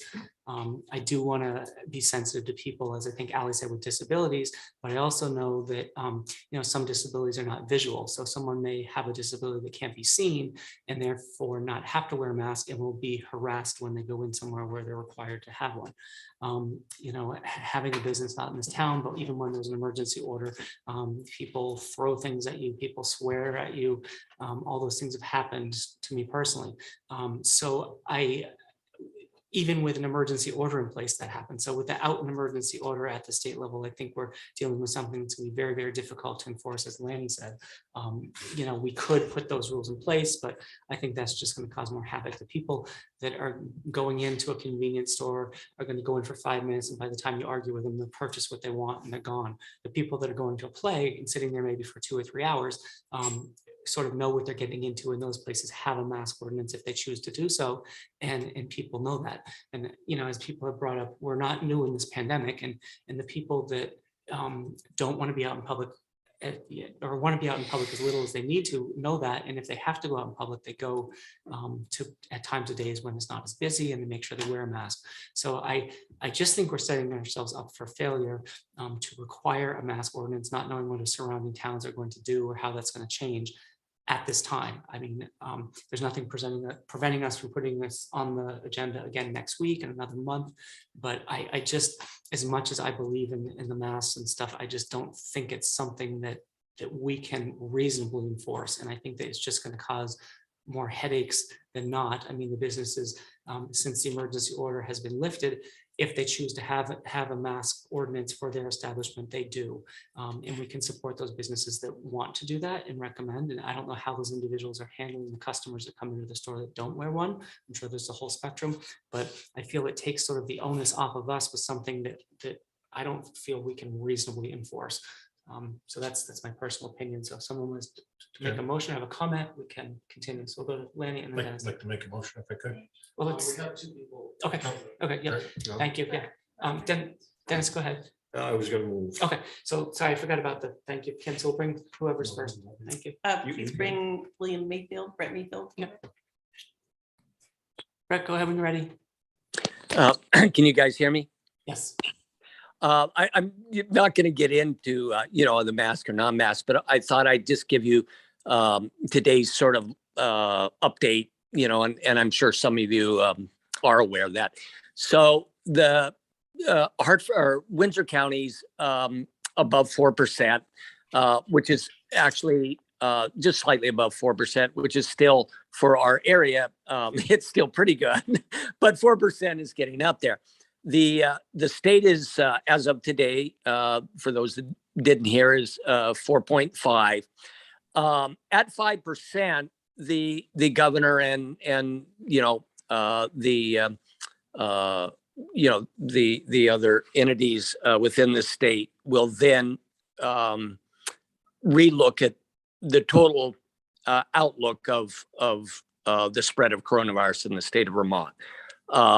We're 5% away, and the count right now, as everybody heard, is low because of the holidays. So nobody knows, but we're creeping right up there, and that would be something that the state would then move forward on on a probably a state a whole state mandate of some sort. Again, the governor's office, as well as the Department of Health, who does support masking indoors, but the governor's office, is trying to push vaccines, which we know is the way to get through the pandemic at some point, and that's their goal at this point, as of today, and has been. So I just wanted to give everybody where we're at. Grafton County is higher. I think most of you are aware, but a lot of that data is coming from the outskirts of Grafton County. But that doesn't mean, of course, that it's not everywhere. And of course, with the new virus that's in the world, eventually it will show up. It's in Canada. It has not, as of today, showed up. But that could change things, and it may not change anything at all. That'll be about a week to 2 weeks before anybody really knows. So all those things that are out there are just a lot of guesses right now. So I think that was just, I wanted to give everybody as much data as today as possible. I think everybody also might have heard that when the first mask mandates were put out, the response throughout the country and Vermont were quite good. And mask mandates and the Delta variant, those states that have mask mandates, it has dropped off to lower than 40%. So, it's a lot of frustration, and I know everybody's brought up, how hard it is to, and just to let I think some of you know and some of you don't, but I was sort of the key person out there for, when the mandate was in, to try to urge, people along, and for the most part, it was good. But sometimes it did get confrontational, and again, that wasn't what we were trying to do. So we would simply back off on that and try to get people to do it. But I think that was the data I had for everybody today, and I think that's it. Thank you. We appreciate that information. Thanks for the update. Okay, so one more. Okay, let's do Ally and then Becky. Sure. Thanks. I'm just wondering, because I hear folks on the enforcement level, and that's definitely kind of my big concern as well. And I'm wondering from you, Tracy, if you've heard any concerns from town staff around this. Like, I know VLCT recommended some options for what enforcement might look like in terms of is it a ticket or is it something else? So I don't know if you've heard from other folks on staff about their concerns or their feelings from an enforcement perspective. They are holding the line and waiting for you all to make this decision, and then we'll discuss it later. Sorry, folks. Got it. No worries. For you. Okay, great. And who did you say it was, Becky? Yeah, okay. Bring Becky. Go ahead when you're ready, Becky. Okay, can you hear me? Yes, go ahead. Okay, good. So this is Becky Chalet, resident of Hartford. I'm also a licensed naturopathic physician. I practice, and I have a private practice in Hartford. And I also served on the Hartford Ad Hoc Committee on coronavirus response last year, or up until whenever it was terminated, I believe in June of 2021. I just wanted to voice my opinion that I would, I first of all regret that the governor is not taking leadership on this issue again, and that he's kicked the can down to the municipalities. I think that's really unfortunate, because I think, as Chairman Fraser said, it puts the towns in awkward positions. But I would strongly encourage Hartford to consider passing a mandate requiring masking indoors. And part of it is based on the science that we know. It's very clear evidence that masks help prevent the spread of the coronavirus. And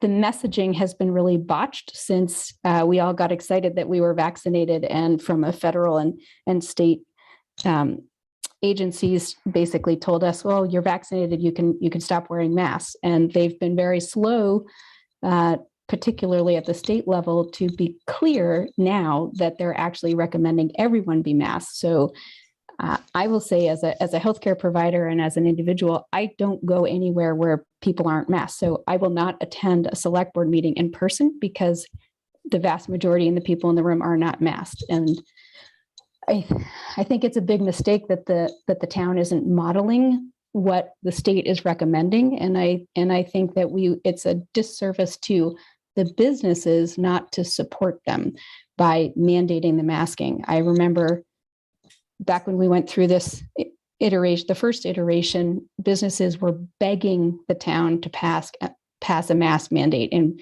we on the coronavirus committee were constantly getting asked by businesses to please convince the town to pass a mandate. So I also, I mean, the committee is no longer, and I'm not involved in communicating with businesses, but I think it is more supportive to pass a mandate than it is to leave the entire responsibility on the business owners themselves. And in terms of enforcement, that was not particularly an issue when the state mandated it. They didn't choose to enforce it. And by and large, what happened is that if a business or an entity was having trouble with someone refusing to mask, they just called the police, and it could be a trespassing issue if they really felt like they needed intervention or enforcement. So anyway, I would encourage you guys to pass a mandate. Thank you, Becky. Anyone else on Kim? Nope.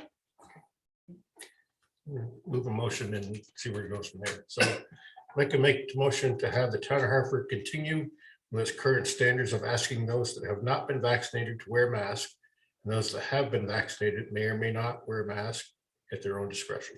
Is there a second? Could you repeat that, Mike? Like, okay, the motion to have the town of Hartford continue with its current standards of asking those that have not been vaccinated to wear masks, and that those that have been vaccinated may or may not wear a mask at their own discretion.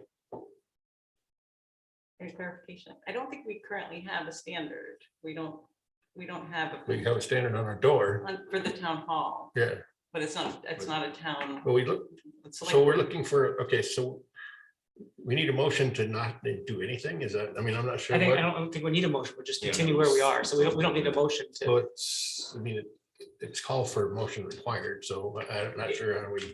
Well, But I can we think just not make a motion? Well, I'm gonna make one. Yeah. Okay. But I'll wait if you're. So is if there you a wanna second take to note of it. Lanny's Well, no, comments? I on withdraw Lanny's? my motion. Like, I withdraw my motion. We can do it this way. So I probably don't need to go too into, While you're thinking of that, I was just gonna make a motion that we recommend you wear a mask. That was my plan. but not with doing the whole proclamation about it. I don't even know what that means. Well, there were 2 sample proclamations, and is that what we were called? I Not a I didn't get a proclamation. chance to read them, Okay, but in short, I was just gonna say that we recommend this. Let's see what Kim has before, if that's okay. yeah, 'cause- I mean, this isn't gonna go far, I don't think, but,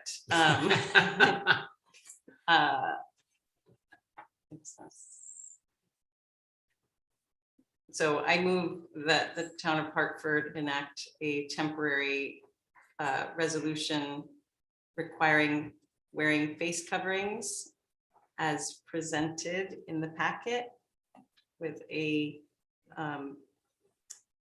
minor modification that the effective period, the last paragraph, say the resolution shall remain in effect for 45 days or until the Hartford Select Board rescinds or extends the rule, or until what was it, April. You can't do that. The Oh. state law says 45 days, and then you have to come back and do every 30 days until April 30th. Right, okay, I'll just leave it as is.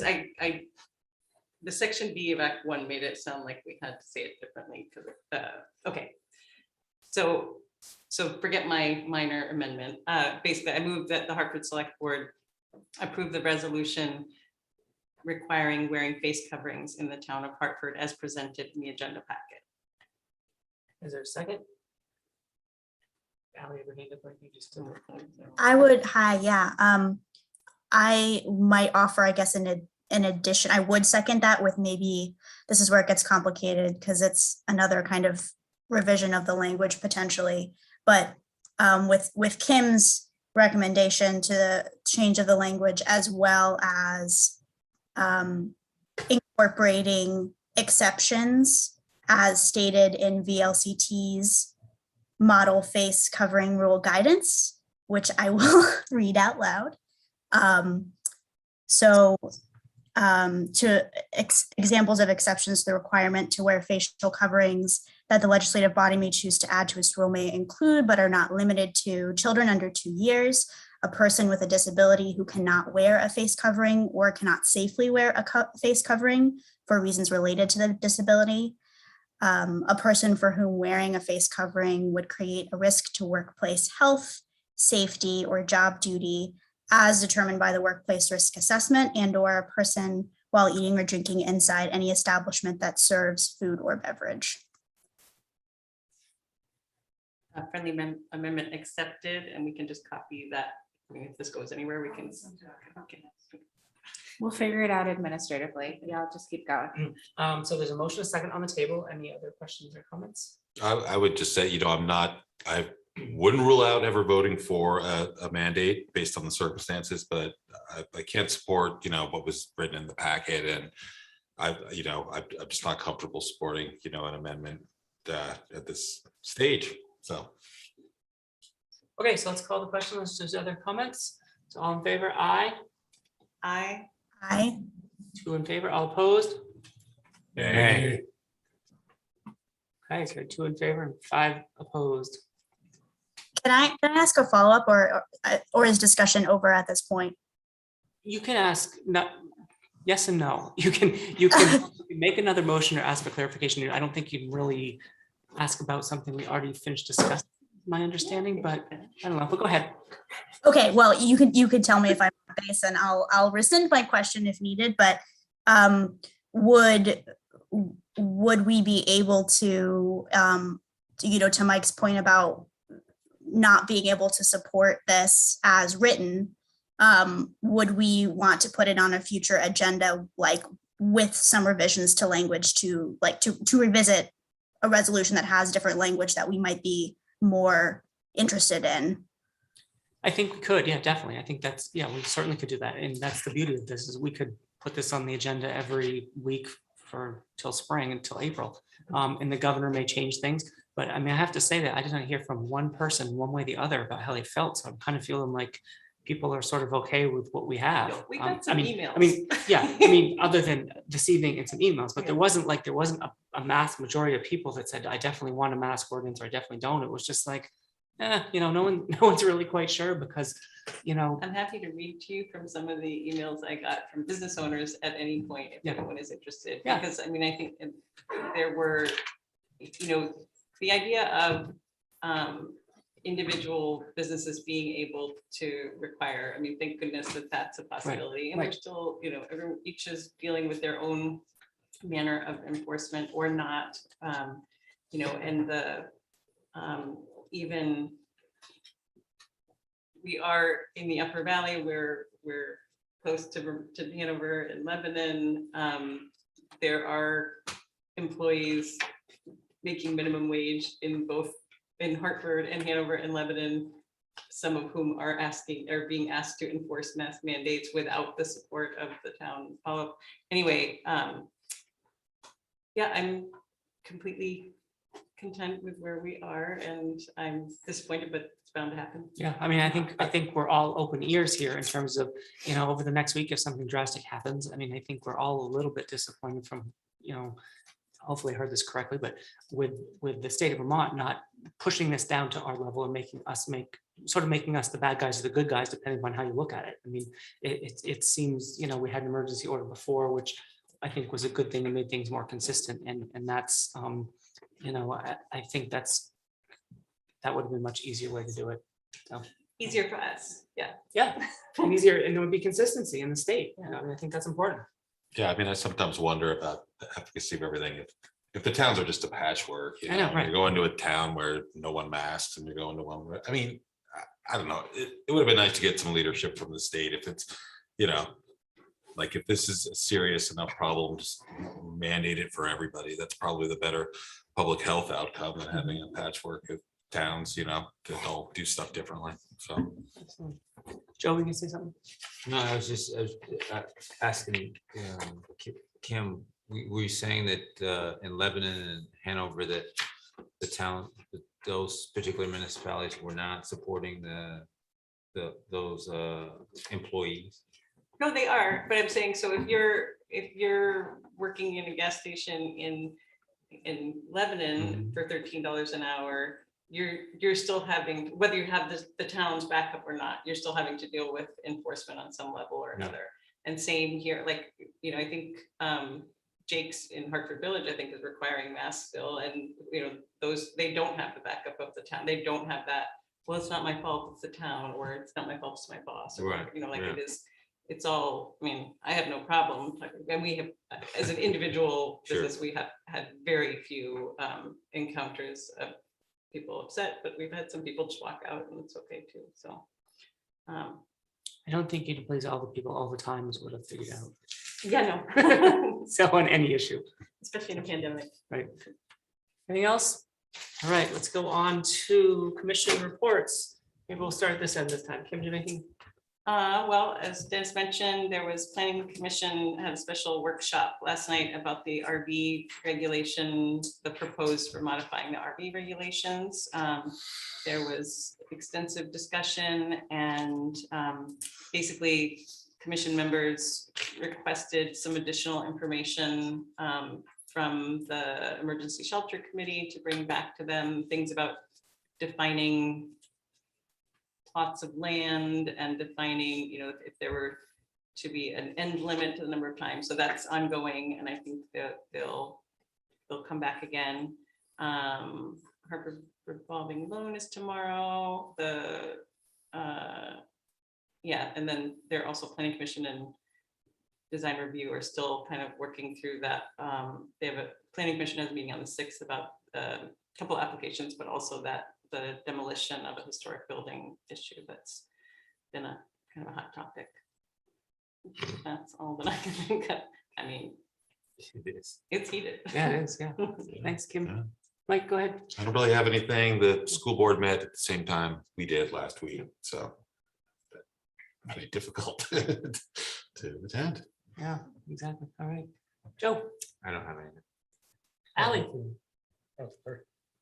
Kim shared my update regarding emergency shelter, yep. So just to add on to that, after the this working session, we'll probably have another kind of feedback meeting and planning meeting to incorporate some of that feedback with the planning department, and then do a second working session, warned working session with the planning commission. So those are the next steps on that, and I don't have updates on the others. Thanks, Allie. Sorry. No, sorry. I'm Go not- ahead. Nothing. Okay. I just forgot about Allie.